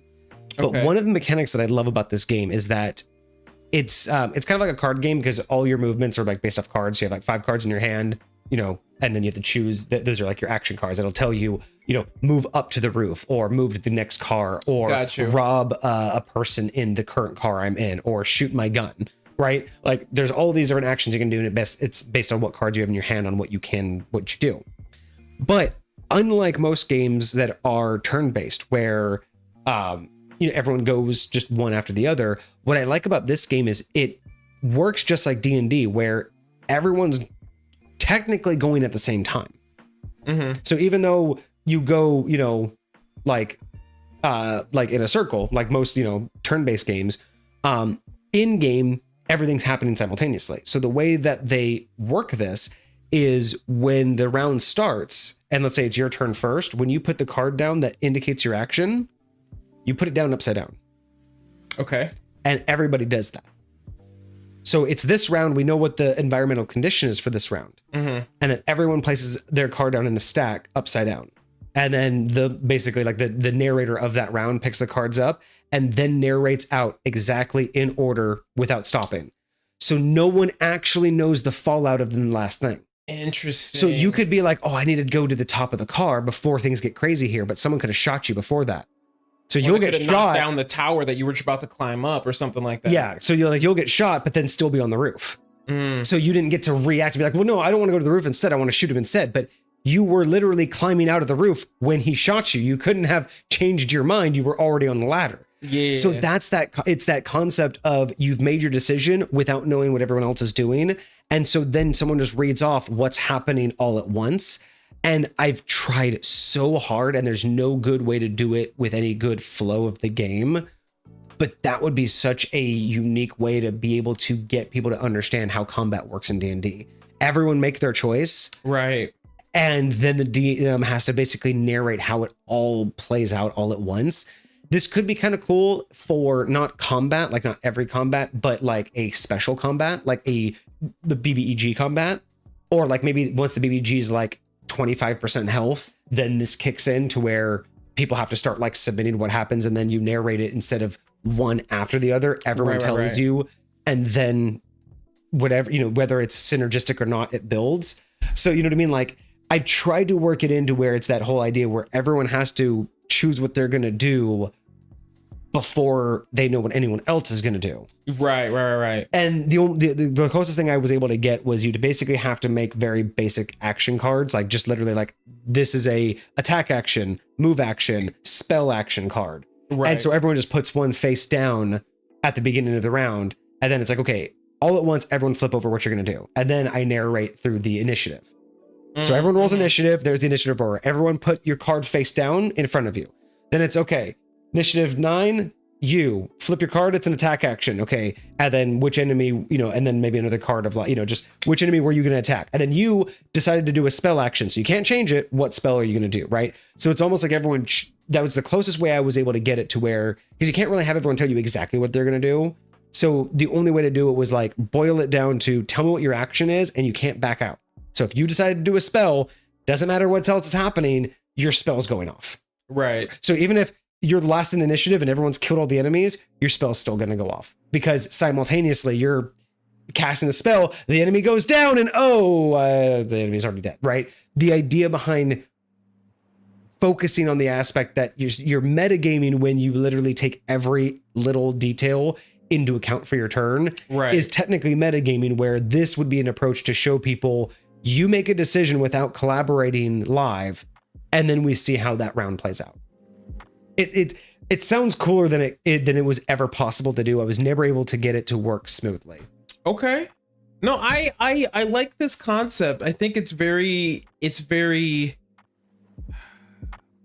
something that needs to be investigated, because I think that could be a very cool concept, or a very cool way to like I almost it's crazy because I almost like think about like, you know, submitting like you were talking about these little cards, or like filling out a form real quick and just like, I'm doing this, you know.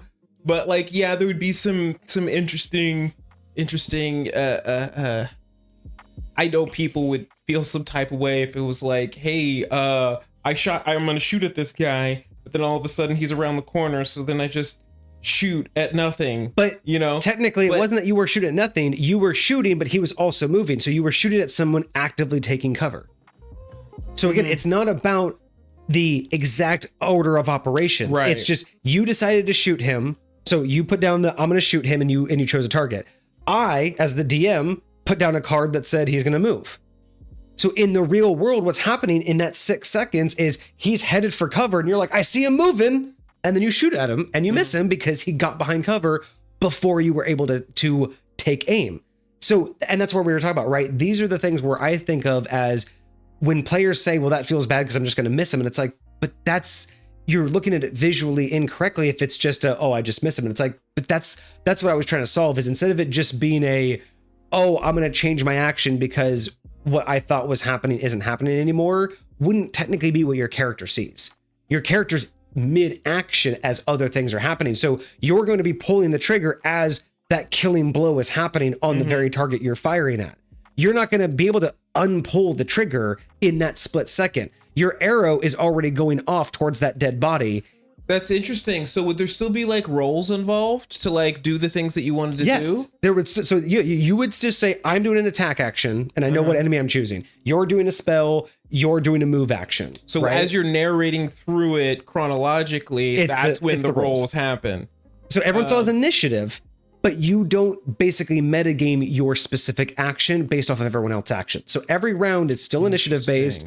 You still have to roll, but you're hiding the metagame aspect of taking every last minute detail into account for your choice. Because you would, again, in 6 seconds, that entire initiative order is all happening in the same 6 seconds. And you were not in 6 seconds noting every tiny little thing everyone's doing, right? You were not that aware of the combat. It's not going to happen. You're going to be too focused on either your target or a series of targets, but you can't literally focus on everyone. So it would just be a way to remove that aspect and get us one step closer to what combat actually looks like in D&D, which is a medley of just fluid movements, right? It's just people reacting near instantaneously, whereas you're getting minutes. And that's the only way to remove that, right? Is to basically have everyone choose what action they were going to do, regardless of what everyone else is going to do. And then you narrate it to make it make the most sense. And is it a smooth process? It's not at all. But the biggest problem is it takes a lot of honor system. Like you put down the attack action, I'm going to be expecting that you're going to be honorable and tell me what enemy you originally planned to attack with it, and not metagame as the narration's going. But at the same time, it's like, that's the whole point of, it's not about feels bad. It's about, this is just what everyone's doing, because you're blind to everyone else's intentions. I make the enemies decide to move or attack because I don't know what your intentions are. So if I run after you, but then you run away, well, guess what? Now I'm just chasing you. I didn't know you were going to run away. I just wanted a close distance, but you also didn't know I was running at you. you just started running and I started chasing you. Like, I really want to find a way to make that smooth so you can actually like run it in a timely manner. I think what I can do is I think what I can do is the action cards are doable. What it has to be is not, because what I was trying to do is make it smooth for any combat. What you have to do is almost do it for a custom combat, like a very special like encounter. I don't think you could really do this on a large scale for any combat. I think that's what I learned. Because it's just too, I think it's actually more strenuous on the players. Because even though you think you're dealing with less information, it's more of a mental gymnastics game, I think. Yes. Because you're playing with less information, so you're double and triple questioning what you're going to do and whether it will be useful in a completely different manner. And I just don't think it would work smoothly for a whole campaign. But like I said, for a BBEG fight or just a really good cinematic fight, this could just be one of those things you slip in just for some funsies. Interesting. But if you're down for it, I will dig out some of my old notes and we can do some test runs. Because I was doing it by myself. So that's also harder to decide if that was running smoothly or not. For sure. Lucifer says, have everyone declare their action first. Doesn't matter what order they declare it in. Initiative will randomize. All right. Yeah, you could do that. Randomize initiative, but then everyone says what they're going to do. I like the cards because then it just removes that potential for metagaming, but that's not another bad option. That's fair. All right, man. Take it easy, Lucifer. We will see you hopefully on Monday. Yes, indeed. And then Cosmic has a question for you. You're getting all the questions tonight. Wild. All right. Have you seen the question that was posted in the Discord? Community chat? No, this one would have been in the questions for Vortex that I recently answered. Oh, I think he's wondering if you had additional my input. Head in there. Let me see. Questions for Vortex.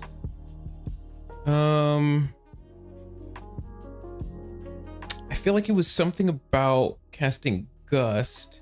Yeah. It was an idea of being able to combine two different spells, like two different spell effects.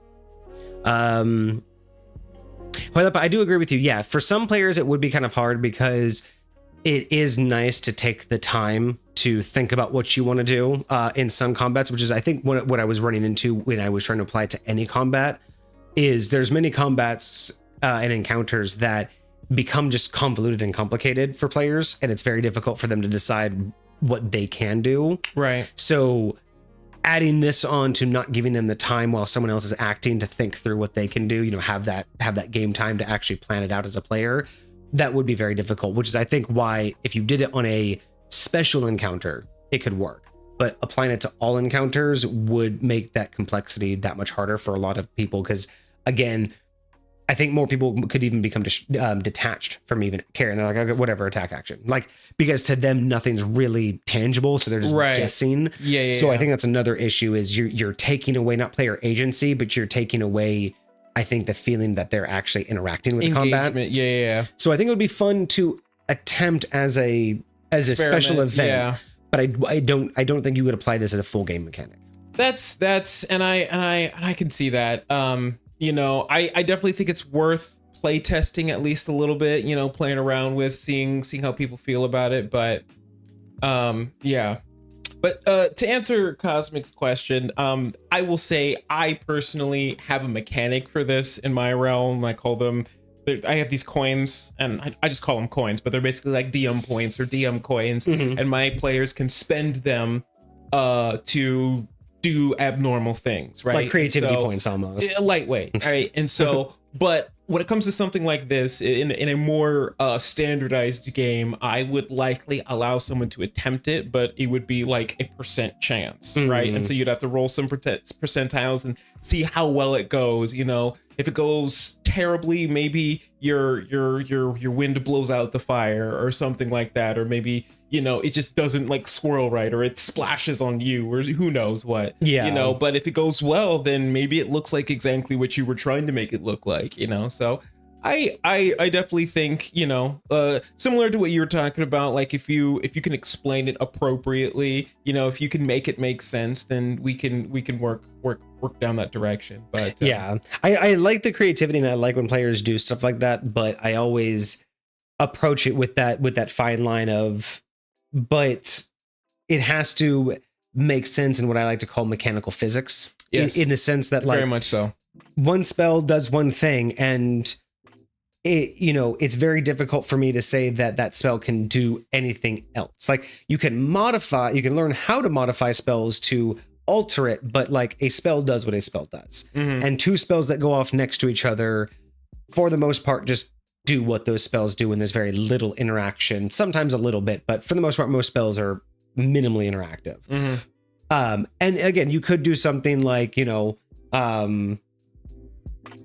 like if someone's able to, like create flame for light, and then you can blow gusts of wind to blow out the flame. Things like that are interactive, because the effect of one spell, based on its description, can affect the effect of another spell, right? For sure. I can create fire, and a gust of wind can put out fire. Totally makes sense.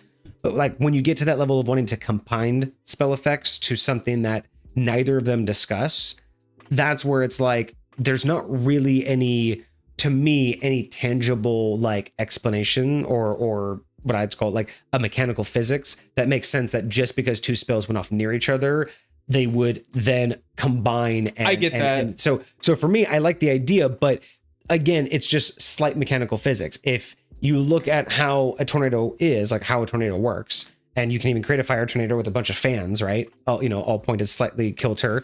And then you could do that with the bonfire. So in my opinion, if you had two people casting gust of wind at each other, and the person another third person casting the fire right in the middle, that would work, because the two gust of winds would absolutely create a tornado. And then you could, like you said, percentile roll to make sure that the flame is strong enough to survive. Yeah. And I would allow that. It's interesting, because especially with upcasting. It would depend upon the spellcaster that's doing it, because the way that I would likely explain something like that is, if you are a natural or innate spellcaster, I would qualify druids this way. I would qualify sorcerers this way. Warlocks.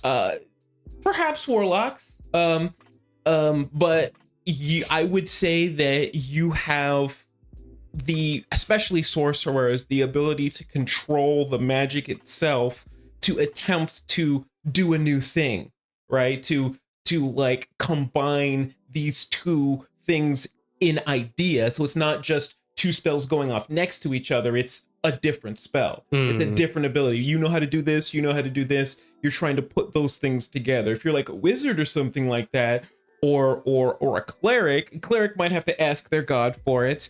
Similar to how a warlock would likely need to. A wizard would need to draft up a spell, right? Create a whole new actual spell, and try and like memorize that and experiment. And like again, you could try casting it, you can try playing around with it, but like how well it works, it's going to be a % chance. It might blow up in your, whatever the case may be. So I definitely see that point. Just because they're going up next to each other doesn't necessarily mean they're going to do a thing. I think I'm just going to change the stream title.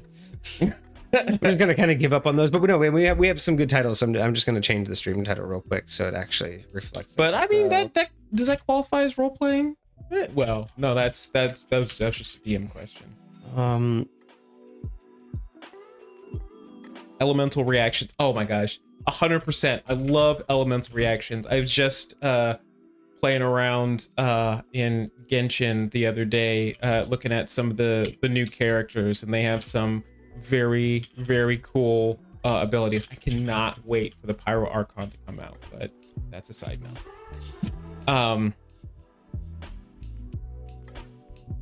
Yeah, love me some elemental reactions. I wish the elemental reaction could be a little bit more specific, kind of like you're talking about, creating like pyro tornadoes instead of just, standard ones. But that's a very cool idea. Okay.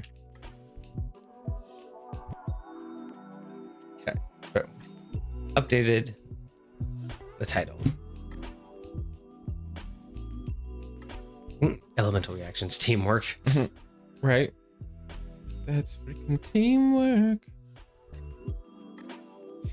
But yeah, so because the other thing too is like Cosmic was talking about with this spell combination, because like they also, I think he was also asking like the idea being if you were on your back on the ground and cast Gust of Wind, would you be able to say levitate an enemy? Because that was part of it, right? Is the one aspect was, can someone basically cast Gust of Wind underneath an enemy to make them levitate, and then can another person cast the Burning Hands on them, and then the Gust of Wind levitate them, and then when the two meet, will then a fire tornado happen and combine to make both these spells do more damage, or at least combine in order to hold this person in a tornado of fire. So there is Gust, which is a cantrip, and then there's Gust of Wind, which is a second level. Gust of Wind is what we're talking about. Okay, so Gust of Wind, because it's a leveled spell, and because what it does is it just creates a 60-foot line. Yeah.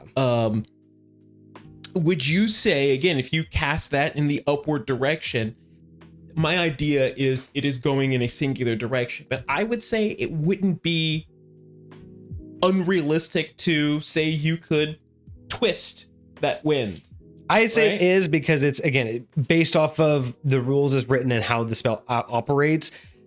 It doesn't say that. It's very clear what it does, but moving things, like changing that much of a spell, does fundamentally change what it does. Like it's not just a description. You would do mechanically different if you were able to rotate it, kind of like you rotate a bullet. If you were able to like twist, like how would you change the effect of the spell if that was mechanically what happened? Purely speaking, a rotating funnel would absorb, instead of, like, the idea of Gust of Wind is to push gases out of the way. This would draw gases in like a tornado. So in something like that, you can literally say that physics would alter if you have something rotating like that. Would again, so similar to how the fans, if you change the direction of the fans, it will change the direction of the wind. So it's like some would, like, depending on the direction you turn it, yes, it would suck it in, but I feel like if you turned it a different direction, it would still be skewing it outward. That's not how, no, because tornadoes work differently. Like a fan's, the only thing you're doing is you're getting the actual push of the physical objects, and that's how the fan's actually pushing or sucking. But with a tornado, I mean, that's the thing, is you get near a tornado, it's going to, again, everything going towards it and then around it, so it's going to draw things in. So that's where it's like, with the spell pushing, changing it to a, fundamentally changing something like that does change it, in my opinion, to a new spell. That's not a problem. You could just say Gust of Wind has an alternate version where it's not a Gust of Wind, it's a Tornado of Wind. There shouldn't be any reason to not have that spell. But when we're asking about Gust of Wind itself, I would say that in order for that spell to work like this, you'd either need to, I think I said that you either need to upcast it, because it is leveled, so you can upcast it, which upcasting, in my opinion, allows you to push more power in and gain more control. And I would definitely agree with that, depending upon how you're trying to adjust it. Like, so something like that. If you're upcasting it, feel like it's more powerful this way. So yeah, upcasting Gust of Wind into a tornado, totally understandable. 2 gusts of wind, properly cast at the right angle, could make a tornado. These are things that I'm fine with. What if you're sorcerer and you got twin spell, and so twin spell. The twin spell, theoretically, like rules is written, just says a single target spell can now target 2 things. Yeah, so this wouldn't work because it's not a target spell. But realistically, twin spell, this is an easy spell to twin, right? It like in and of itself, like. But again, it still goes from you, so you wouldn't be able to make a tornado because you can't get the crosswinds. Sure, crossing. So you could theoretically make a column either direction of you, but again, yeah.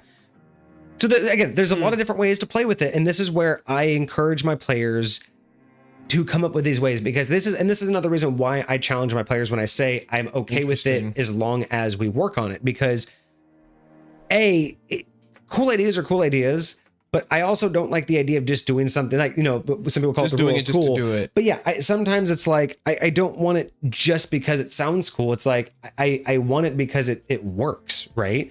And sometimes, in my opinion, getting players to come up with a reason and come up with a way to make something work is so much more satisfying for both them and the narrative of the story than it is to just be like, oh yeah, that sounds cool, let's go. You know what I mean? Like, I know some players get, butthurt over it and we're like, really want to do something and they get mad when they can't. But at the end of the day, when you give them the option to and they earn it, you know what I mean? When they actually feel like they've solved a puzzle in and of itself. I mean, and that's the other thing too, is giving players things is nice. The rule of cool is nice. But when you can tie it to a puzzle, you're just basically giving them a game within a game now. Instead of giving the whole party, a puzzle room, you're giving them a puzzle to solve for their own character's benefit. Interesting. And I feel like that gives more opportunities for people to be creative instead of just what's directly on the character sheet, right? Like, unlike saying, if I cast these 2 spells back to back, it's super cool, creative, awesome. And it's like, that's nice, but is that really creative, or is that just a combination of what you can do and what you put together, right? Are you actually thinking of things, or are you just pre-planning, well, this does a lot of damage, so anything I need to do, you know what I mean? Like, are you really creating and being creative, or are you just making stuff, right? Are you just theorizing about what could look cool? Because I look at creativity as being much more about in the moment dynamic, that dynamic in the moment problem solving, instead of, creating, again, like you could spend 15 hours creating the best subclass, the best character, right? The best subclass, the best features, the best level up progress. He could basically be the golden tier of any character creation, but but that exact character can completely flop in the story. Very much like so. It can completely clash and never fit and never feel fun. Even though it's the perfect design, it's going to be the strongest character and there's nothing it can't overcome.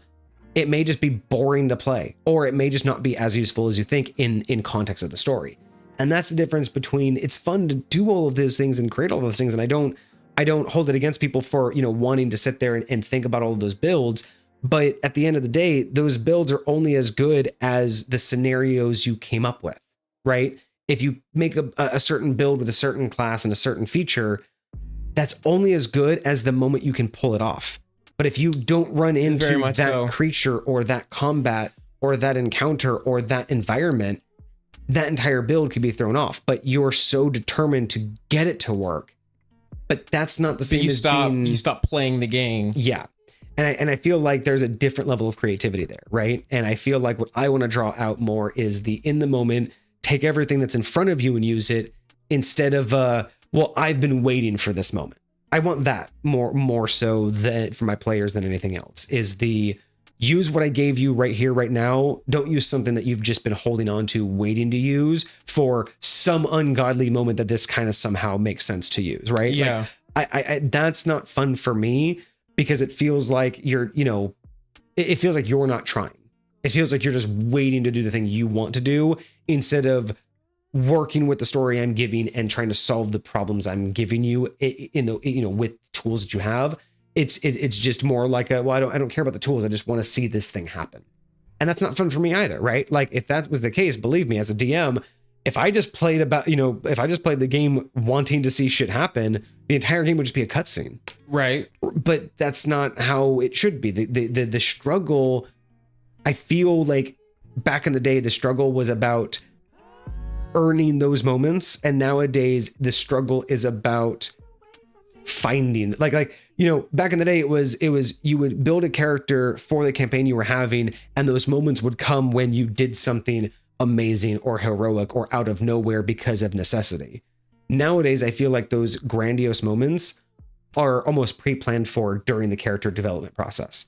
You're trying to set yourself up for them out the gate, and they're not, and as cool as they sound, right?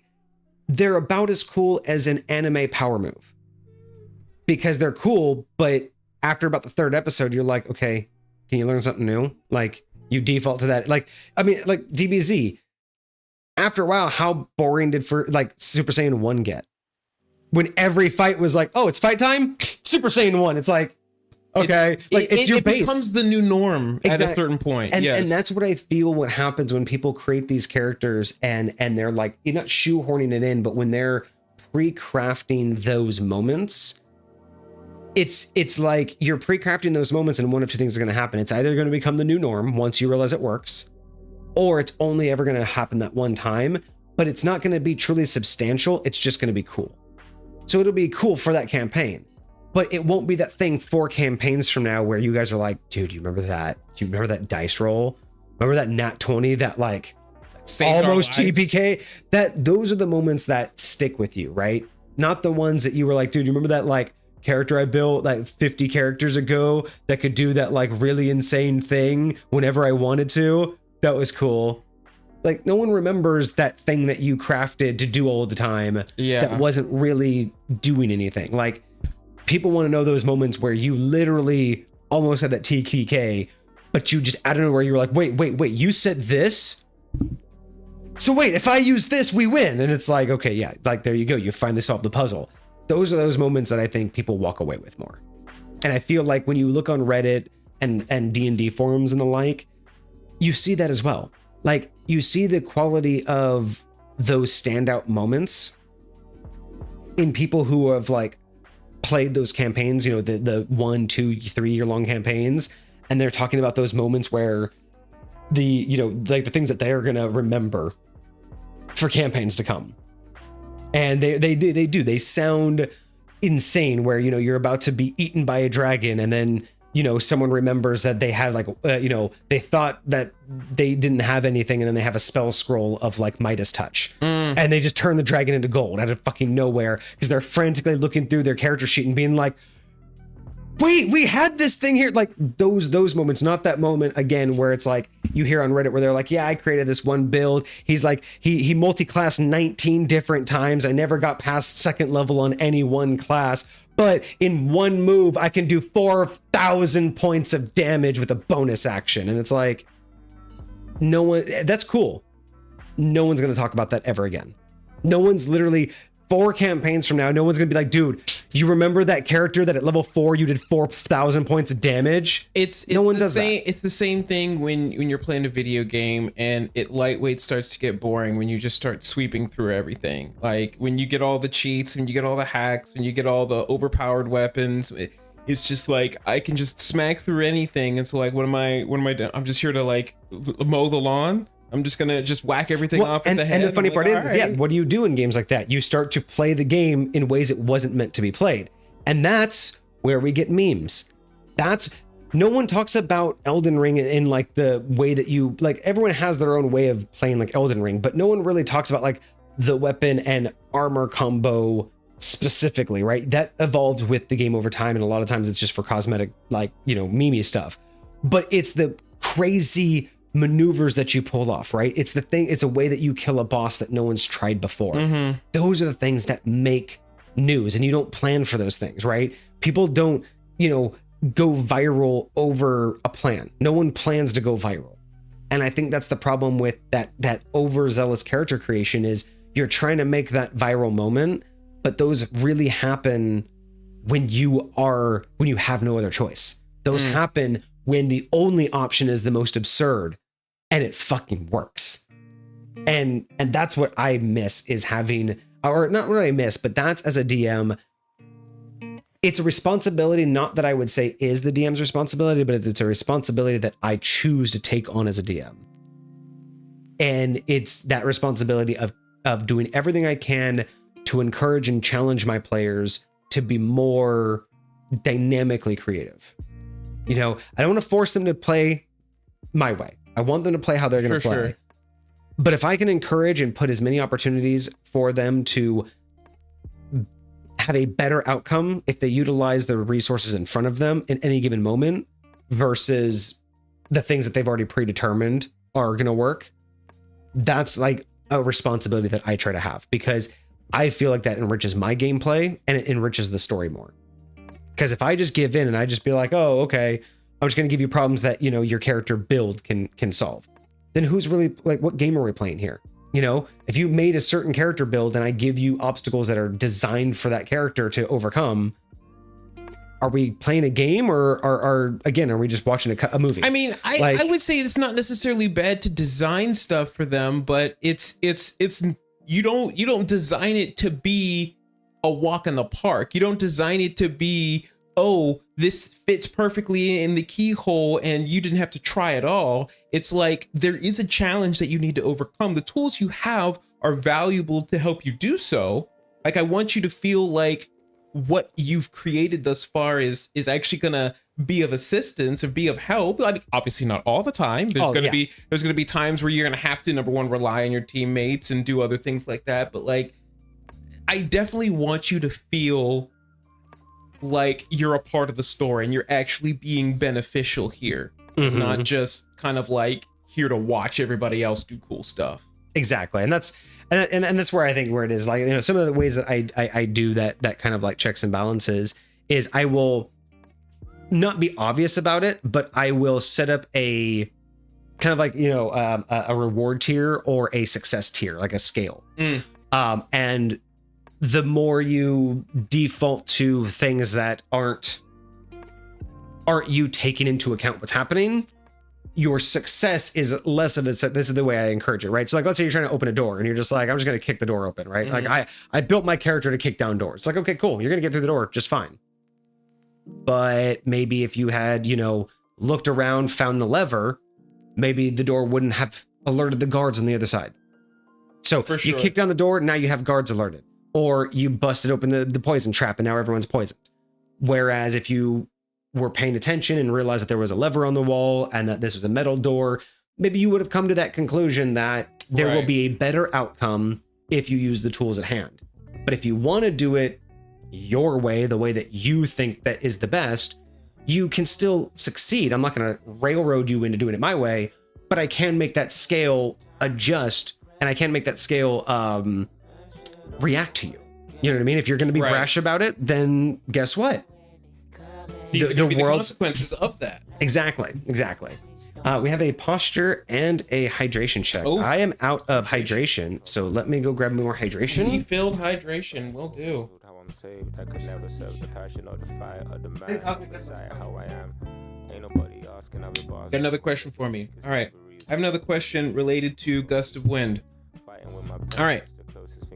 If you were you, cast it towards the ground, willingly fail your own strength save against it, knocks back the effect, launch yourself.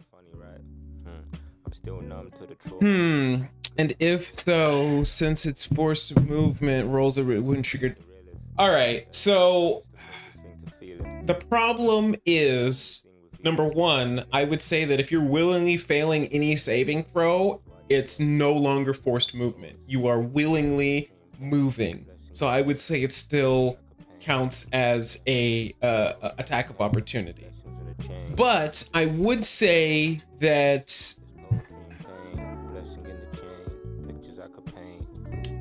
how Gust of Wind, what's the distance on it? It's 15 feet. I would say you would get yourself like 15 feet of air and you would come back down to the ground. Like, certain people, like, you could technically get that from the Long Strider spell, which is a first level spell that just increases your jump distance. So with a second level spell, being able to launch yourself up a little bit, now the problem becomes, like, are you just sitting here hovering in the air? Because this spell lasts for a minute based upon concentration.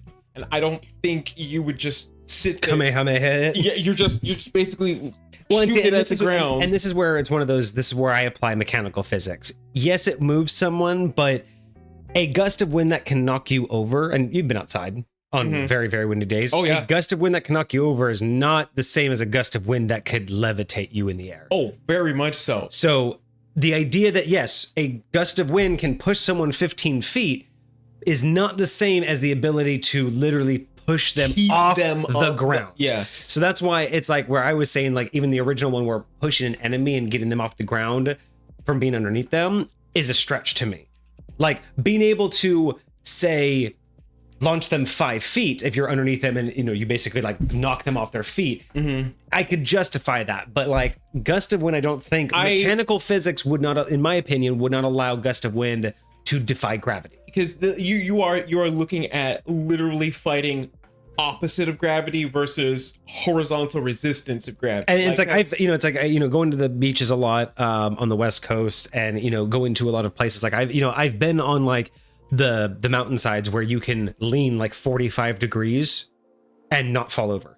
You can do the Michael Jackson lean where you're literally like 45 degrees, like facing the ground. You're facing straight, and you're just wind just chilling. Yeah. But I'm not my feet aren't lifting off the ground. I could be 45 degrees. I should have more than enough, but there's no way I'm going to get lifted off the ground. You could keep on going, and eventually you will fall. Like, and granted, because the wind's going sideways, not up. But at the same time, if you jump in that kind of wind, you'll go like a foot, right? In those kind of wind that can hold you from falling over, if you jump straight up, you're not going to go. You're not going to get launched. Yeah. So it's like the amount of like, but it can knock you off your feet. Oh yeah, walking forward can be difficult. If you're on not solid ground, it could start to slide you back. If it's raining, you could potentially slide because it's slippery. So these are the things I think about, like real life scenarios where that's why I call them mechanical physics, because it's not real world physics, because the magic wouldn't work and dragons wouldn't work. But when you apply mechanical physics, right? Look at how the world normally works, both in game intended, and then you look at things like, what is it doing versus what are you trying to accomplish with it?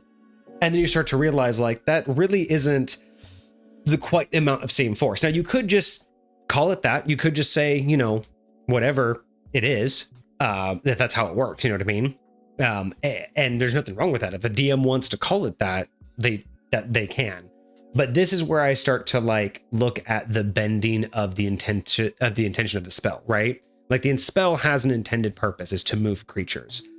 To say now I want to move creatures vertically is like, that's basically asking for a brand new spell. There is a spell for that. Like, yeah, there is. So that's it. Like there's sometimes there's nice ways to use spells for alternative means, and then there's spell too. Yeah, I mean, granted, it is another spell you have to prepare, another spell you have to learn, depending on if you're a wizard or whatever. But raw with lore, there's probably a reason why they are two different spells. Yeah, because they probably realized you can't use one to accomplish the, like, you know what I mean? There's a reason why multiple spells that act similar do different things.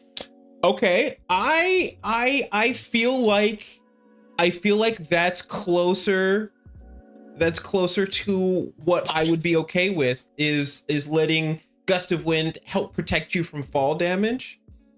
Right? If you're falling down and say, what do you fall at, like 60 feet per round? I'm pretty sure.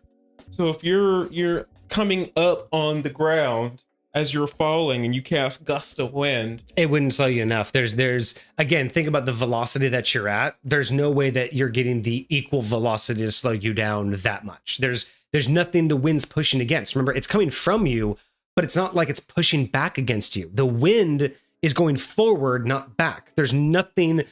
Yeah, you know what I'm saying? It's not like you're holding like a trash can lid that's like... Well, like you have a column of wind, but you're constantly moving and the wind goes into the ground and moves. It's not like the column of wind is a solid column that holds you. It's not like you're holding a hose of wind. Because that's like saying, because with that logic, if Gust of Wind could stop your fall, right? If I could use Gust of Wind to stop my fall, then under the same logic, if I use Gust of Wind against a giant, I move back 15 feet. Because I'm going to go up against, like, if I do Gust of Wind against a standard wall, I would move back 15 feet. Gust of Wind isn't affecting me at all. I'm the source, but it doesn't. It's magically generating this wind that comes from. Yeah, there's no. It's not like you counter. Need a strength stat to be able to like push somebody back, like, because theoretically, if you were just pushing against another person, right? Like, and that wind was coming from you. If that person had a stronger stance than you, it would push you back, right? Well, that hypothetically, but no, it wouldn't. It would just go around them, right? But theoretically, but theoretically, if you could stop yourself, then yeah, it would push back on you, and then you would go back. And that's the other thing, right? Like if you think about, you can't make yourself go faster, right? Like if you were falling and you cast Gust of Wind upward, it's not going to make you go faster because there's no propulsion. Yes, you aren't. The only thing you're doing is It's pushing. You're not pushing. What would that spell look like? What? A propulsion spell. Like imagine if you wanted to create like Iron Man gloves, right? It would probably be more like a spell. You could probably justify it more with a spell of force, like force damage. Interesting. You could probably do it more like it's actually thrusting out force. Because I mean, or you just have to modify how the magic works. Because gust of wind, it emanates from you, but again, it's just starting from your location and going outward, but nothing's pushing against you, right? You'd almost have to make a magic item that is designed to have thrust pushed against it, not out from it. So it's again, it's mechanical physics, right? We're talking about physics here of what creates thrust versus what just starts flowing. You know how in Fortnite they have those little purple round things where you throw them on the ground and they explode and you go flying? I'm curious if like an artificer could basically make that and it's just like an explosion, like it's a force grenade. Oh, and then you just like but like, you know, it like imbues you with like, I don't know, featherfall or something, so you don't like die when you that'd be kind of cool, something like that. Like I don't see why not. Yeah, I the thing is like that's why I say mechanical physics is that's when you just have to look at what does the spell say it does. You could have something that does propulsion, but you have to be able to have the spell justifiably work in the way that Iron Man's suit does. Iron Man's suit provides a explosion, right? It's a combustion. He's harnessing the combustion in one direction, but the combustion is a sphere. So if he's pointing the sphere in one direction, it's going to push against him. Gust of wind isn't doing that. So what you have to do is you have to use the magic to say that somehow you're causing thrust in some direction. So that can push back against you. You know the Avatar's little air ball that he rides around on sometimes? Does that... It's lightweight like a little unicycle. Because it's just like a singular sphere. Or like Goku's. He just like leans on it and it just... Like a little Segway or whatever. I mean, Goku has the same thing. He has a Nimbus. I mean, but that I feel like is self-propelled, right? Is that like, that's not like wind like gathering up, that he's just like surfing on a cloud, you know? Mainly. I look at what the Avatar's doing way more physics-based, and he's like, there's like this ball of wind and like that's constantly pushing up against yes exactly. So you would basically have to do some kind of formal control where you're again you would basically just have to make the spell mechanic work in a way that generates thrust, right? It has to generate it in a way that you can control it and have it push against you.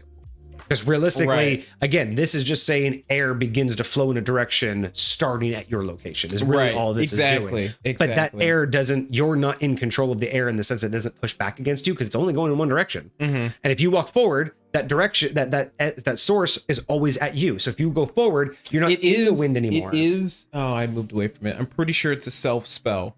Yeah, so it's like no matter where you move, it's always from you, never off of you. You know what I mean? So it would be interesting to try to do a proper propulsion spell, but at that point, you would just have the fly spell. Like fly gives you the ability to, well, yes, but fly levitate just you works can't. on you. Yeah, levitate you can't control your flight. You still have to push off against something, but fly gives you full flight control. But that would be interesting about this spell if it was similar to Gust of Wind, but also, like I said, more repulsion. You could do very creative things like push opponents. You can't do that with the fly spell. You could do creative things like help control yourself from the levitate spell, because right now, unless you have a physical object to push off of, you're floating, but that's it. You know what I'm saying? So it would be interesting if you could have this like sense of just like propulsion one direction or the other, and you could use it if your stance was strong enough, you could use it against other people. You could use it to shoot yourself up off of something.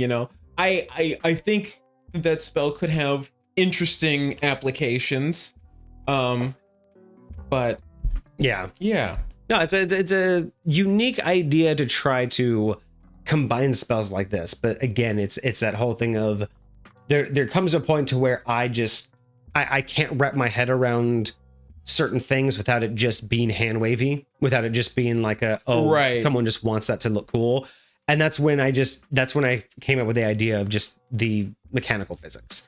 Because as long as you say it like that, where again, it's not real world physics, it's not like, everything has to be explained the way we do. But when you understand that mechanics have a physics to them, right? When you look at how spells work and you realize that if you take enough spells of the same type, you see that they all work within the same confines, right? Within the same rule sets.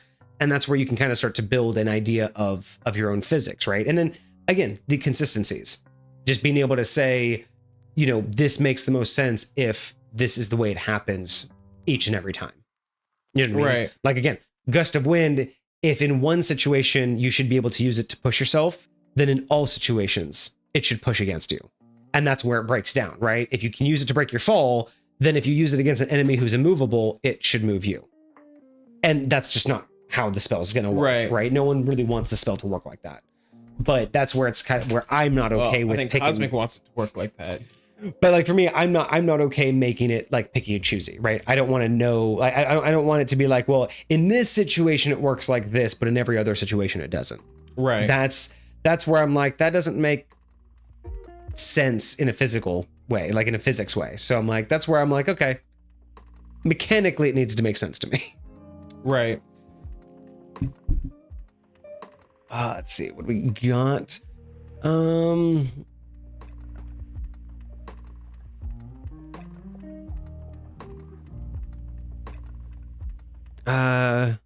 Use Gust of Wind on yourself. On yourself? So it's a 60-foot line starting from you. So unless you're turning it this way, yeah, like I feel like that might be challenging. Well, Philip is saying use Gust of Wind on yourself to use a sleep gas secretly through a room. So it's almost like, I'm thinking what he's saying is like have like a vial of something that you could create like a noxious gas, and then you would just like cause it, and then use Gust of Wind to blow it off of you, like into a room. Oh, interesting. Thing is, like, Gust of Wind wouldn't be the best one for that though, because Gust of Wind is really just like, I mean, if it can move someone 15 feet, Gust of Wind's crazy. I would use the cantrip gust rather than the something like that. That would be probably a little bit easier, or even just Mage Hand and have it walk like the vial somewhere, break it, right? Now I want cornbread. Yeah, cornbread sounds hella good. I know, right? Apparently, launch yourself into cornbread. Something else. What did you say you were making, Big Dungeon? Bruschetta. Ooh, yeah, just made some bruschetta. That sounds good.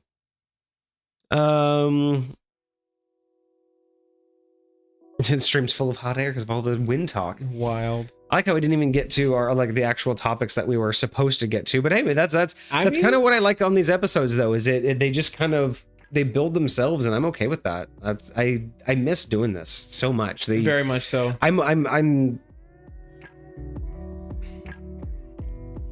I'm happy with the history ofs, but this is where I've always wanted the stream to be.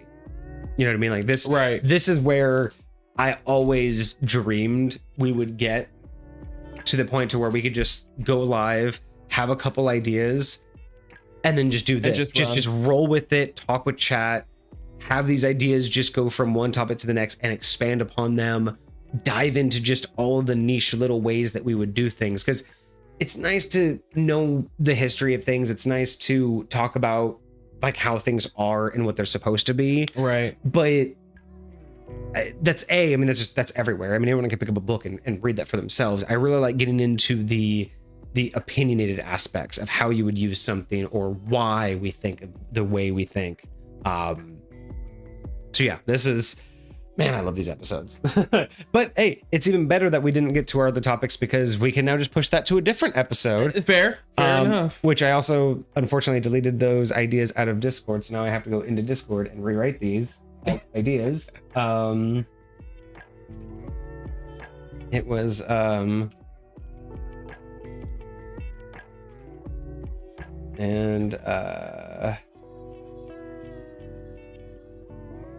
yeah, one of these days we will get onto the topics of roleplay without roleplay and custom creations versus homebrew. One day we'll get to those topics. We got it. But until then, we'll be all right.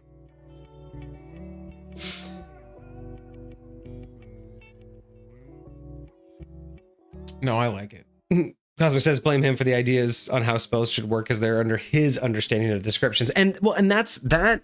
We'll leave it with this. That is a good final note that we will leave this on is, we talk a lot about it being about fun, like if you're having fun, you're not really doing it wrong. Like it's all about your approach and the people that you play with. And as long as you all agree and have the consistency, like we talk about all these other things, but at the end of the day, a lot of that just does come down to our own understanding of the game, right? Our own understanding of the interpretations of the rules, what the rules actually are, and what the intent of the game is, right? Some people like us believe it's all about the story. Other people believe it's all about the rules and the mechanics. And again, none of it's wrong as long as you're enjoying yourself, as long as the party, the gaming group is having fun. But what Cosmic, kind of mentioned there, right, is we can talk all day long about the mechanics and the intent and the purpose and what the rules as written actually say.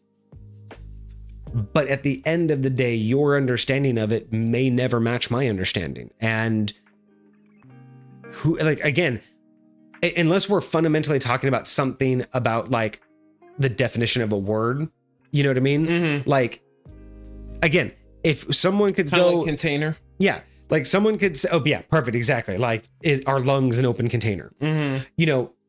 That right there, is gust of wind. If it can move you 15 feet, why not be able to levitate you? Right. Like someone can easily make that leap of judgment. Now I am someone who can, who I would take that and go, yeah, but I like the concept of mechanical physics. I look at it from a little bit more of a realistic point of view of, I don't see that what the spell says it can do. I don't equate that to what the attempt is. I don't see those two things as being equal, but that's because I look at mechanical physics a little bit more realistically. I look at things about what I know about real physics and things like that. We talked about gravity and how much effort it would take to actually counteract gravity versus just push you over, just to knock you over, right? Much less to knock you over than it is to lift you off the ground. But in the concept of D&D, there is nothing in the rule books of D&D that talk about that. So that is a rule that I am just literally crafting in my realm based off of real world physics, right? But at any other point, any DM could be like, there's magic, so there's no such thing as physics. Sure. And that's 100% valid. So someone that says if it can move you 15 feet horizontally, there's no reason it can't move you 15 feet vertically. How do you argue with that? Because if their logic is D&D doesn't have physics, because they don't, then I can't use physics to argue against their magic, because it's magic, and then at that point, it does come down to, if the spell says I can move a creature 15 feet, and I don't think that, and technically the spell doesn't say horizontally, it just says 15 feet. That's true. So there's nothing wrong with someone saying it says 15 feet. It does not limit horizontal. Therefore, I should be able to move someone 15 feet vertically. That is a valid argument. And there is nothing that I could ever say. I can make arguments against it. I can make reasonings as to why I don't agree with it and why I wouldn't use that rule set in my game. Mm-hmm. But that does not equate to it being right necessarily. Exactly. And that really comes down to the heart of what we've always talked about, is we're not here to talk about who's right. We're here to just give opinions and options and give people an opportunity to see that there are multiple ways to do it. Because these are two, perfect examples. Is the spell does say I can move someone 15 feet. Why does that have to be horizontal? Right? There's nothing in the DMG or the Dungeon Master's Guide. There's nothing in the player's handbook that talks about gravity. Gravity is not a mechanic. Technically, gravity is not a mechanic of D&D. It's an assumption. Yes, but there is no mechanic for. There's fall damage. There's a spell that references gravity directly, that says it reverses gravity. Yeah, there's levitation. I mean, there's fall damage. So there are things that imply gravity. Yes, but gravity is not a mechanic. Fall damage is fall damage, but terminal velocity is not in the book. There's no calculation for the speed at which a character falls. There's just a max cap of damage. So it's an assumed terminal velocity. I will say they do articulate that most creatures will fall at 60 rounds per minute. Oh, okay. Unless accelerated past that for some reason. So yeah, so they do have a terminal velocity. They I don't think they call it terminal velocity, but that's basically. But all of these things hint at a gravity. Yes. But again, so it's a fudgy thing when you're just. But again, and then you talk about dragons, right? Dragons on a physics level are incapable of flying, but D&D has no problem letting them fly. So right there, how does my physics argument apply to a game that literally, I agree, breaks physics? And that's why I call it mechanical physics, because there's magic.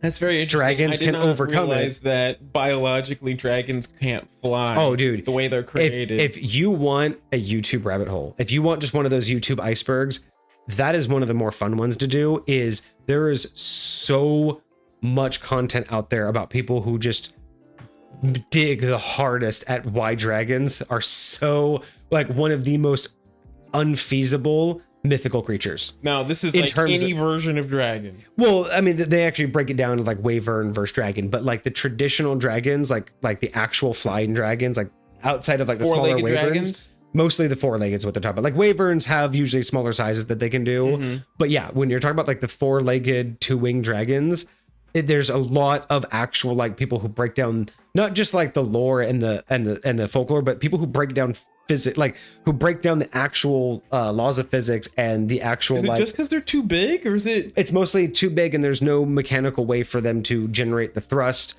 or the glide. It literally is the physics of flight. Well, everything we've learned about flight, there is just no way a dragon, something like a bat, do it, because it just feels like a dragon is a scaled up version of a bat.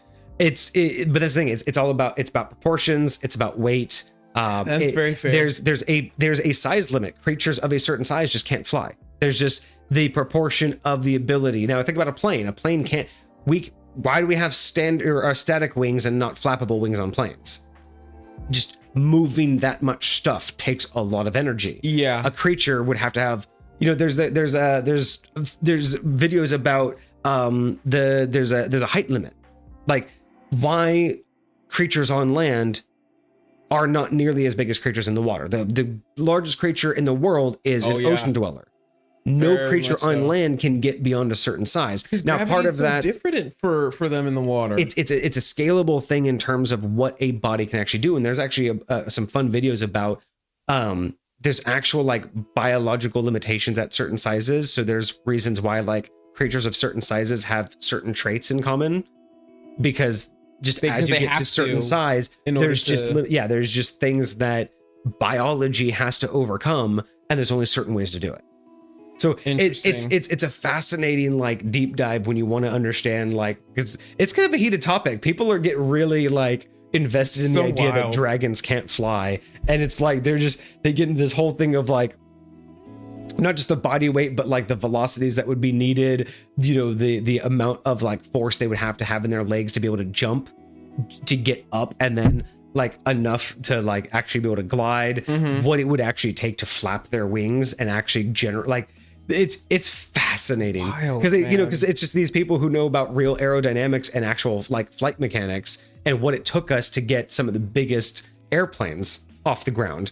And so they try to scale that up and be like, you couldn't. You just fucking couldn't. Because I do remember like some very old versions of airplanes tried to flap, like before we figured out like what design was like before we understood lift. They really were trying to let's flap, man. Let's see what we can do. Yeah, but it's fun. It's one of those random. It won't take you like hours and hours and hours, but there are more videos than you would expect that really deep dive into like why dragons technically shouldn't be able to fly.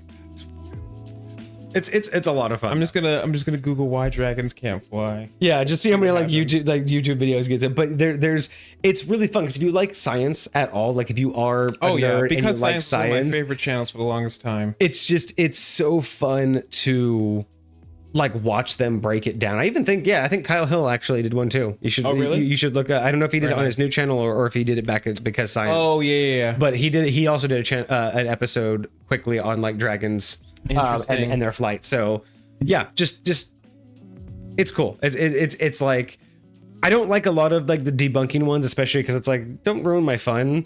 But this was one of those ones where it's like Damn, that's actually really, it's really fascinating. Like, it's more fascinating to know why a dragon can't fly than it is to know why something can fly. Right. Like, I found it just very interesting that someone broke down like every reason why a dragon's design wouldn't work. That's crazy. That is crazy.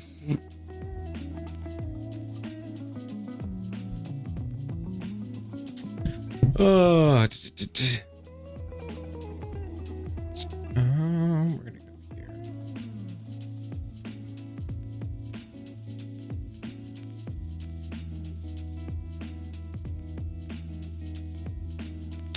There you go.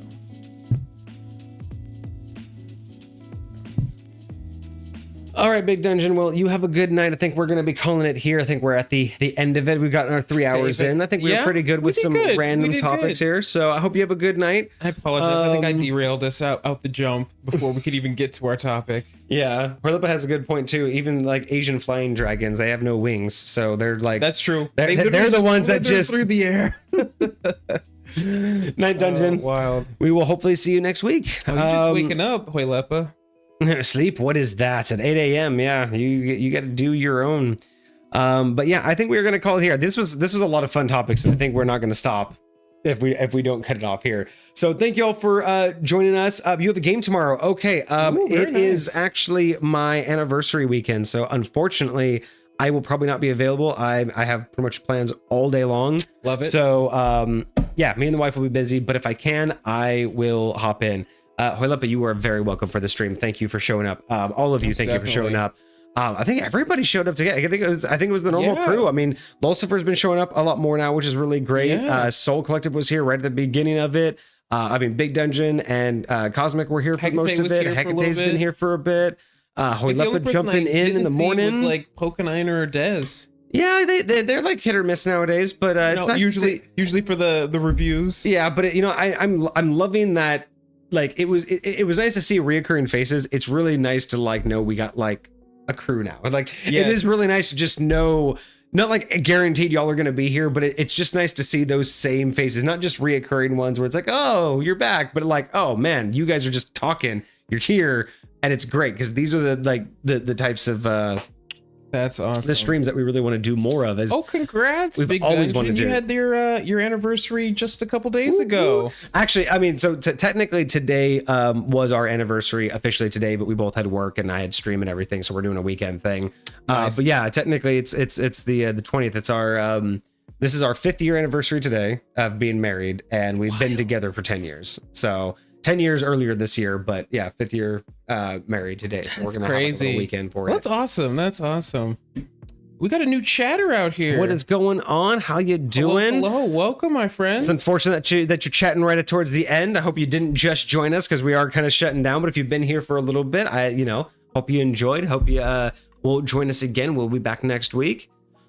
Big Dungeon, 14-year-old at a football game, so we had to put it off. Yeah, that happens. Oh, you're 8 and 13. Well, fantastic. Oh, wait a second. 8 and 13. Like 8 years married, 13 years together. So you're on the same path as us then. So you're the 5'10". Okay, cool. So nice. So you guys, nice. We were kind of really excited about that, to have like the 5'10", and then you'll have like the 10-15, 15-20. Like you'll always have like a nice little cap. But 5'10" was like, I think, the biggest deal because it's the one that's like the double. We've been married. Yeah. We've been married half as much as we've been together. So this is like the big one. But yeah, that's kind of cool that you guys also had the 5'10". That's awesome.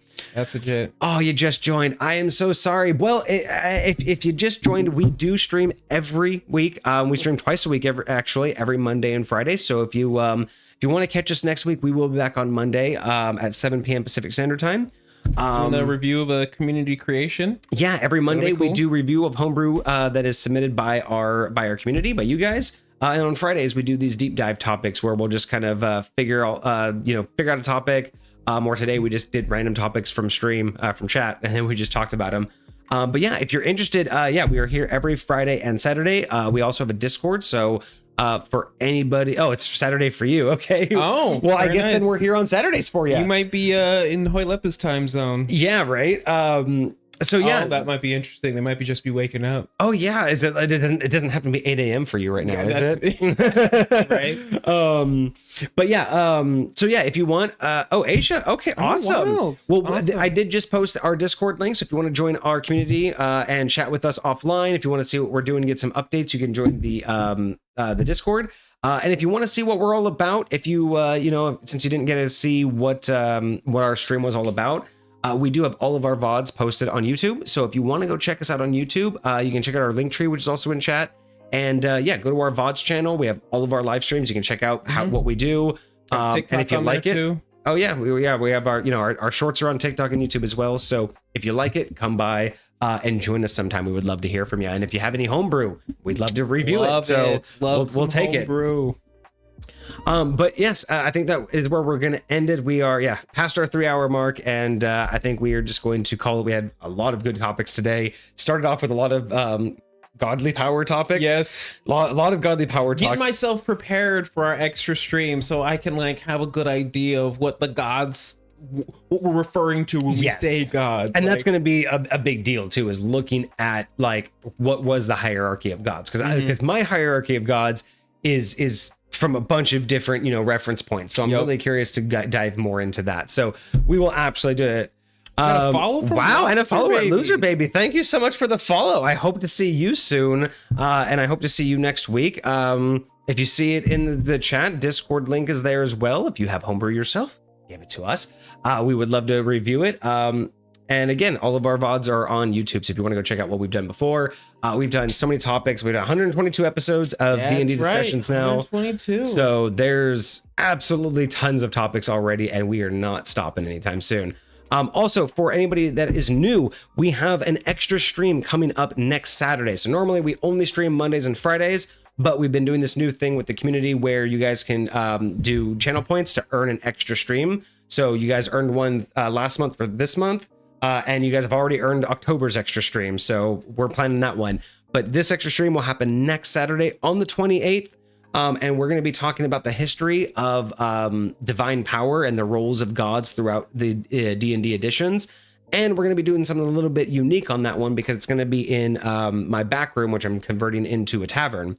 So with that in mind, I have 2 custom cocktails that I have created from scratch that we are going to announce and make and taste on stream that are going to be related to that topic. So that's going to be kind of something that we want to dive into as we do more content in the tavern, is whenever we're having a topic, doing a custom cocktail creation to do all of that. So so if you guys are very interested, it's one of your other accounts. Well, awesome. I don't mind the follow from any of them.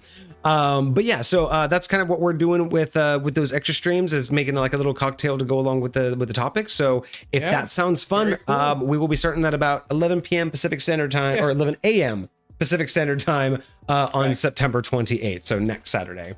But otherwise, that's going to be us for the rest of today and for this weekend. I hope you guys had a great week. I hope you have a fantastic weekend ahead of you. I will be back on Monday. I will not be here on Monday. That's right. Sadness Everdeen. What item am I going to be reviewing on Monday? Monday's item. Let's go and I say item. We don't know what it is. What homebrew schedule? It is a sub. Ooh, I'm sad. I'm gonna miss this one. It is the Banshee subclass from Desmar. Oh, it's a sorcerer subclass. The Banshee, that's right. It's going to be very interesting. So this one has an attached creature to it. So it has a custom creature. I'm not sure if it's a summons. I'm not sure if it's a transformation. I'm not sure exactly what's going on, but it's going to be interesting. We'll see. All right. Well, I will be here on Monday reviewing that. I hope to see you guys on Monday, 7 p.m. Pacific Standard Time right here. But we will see you on Monday for that. I hope you guys have a fantastic weekend, guys. But we're going to call it here. Thank you guys so much for joining us and for participating. You guys are all fantastic. Cheers. Deuces, my friends.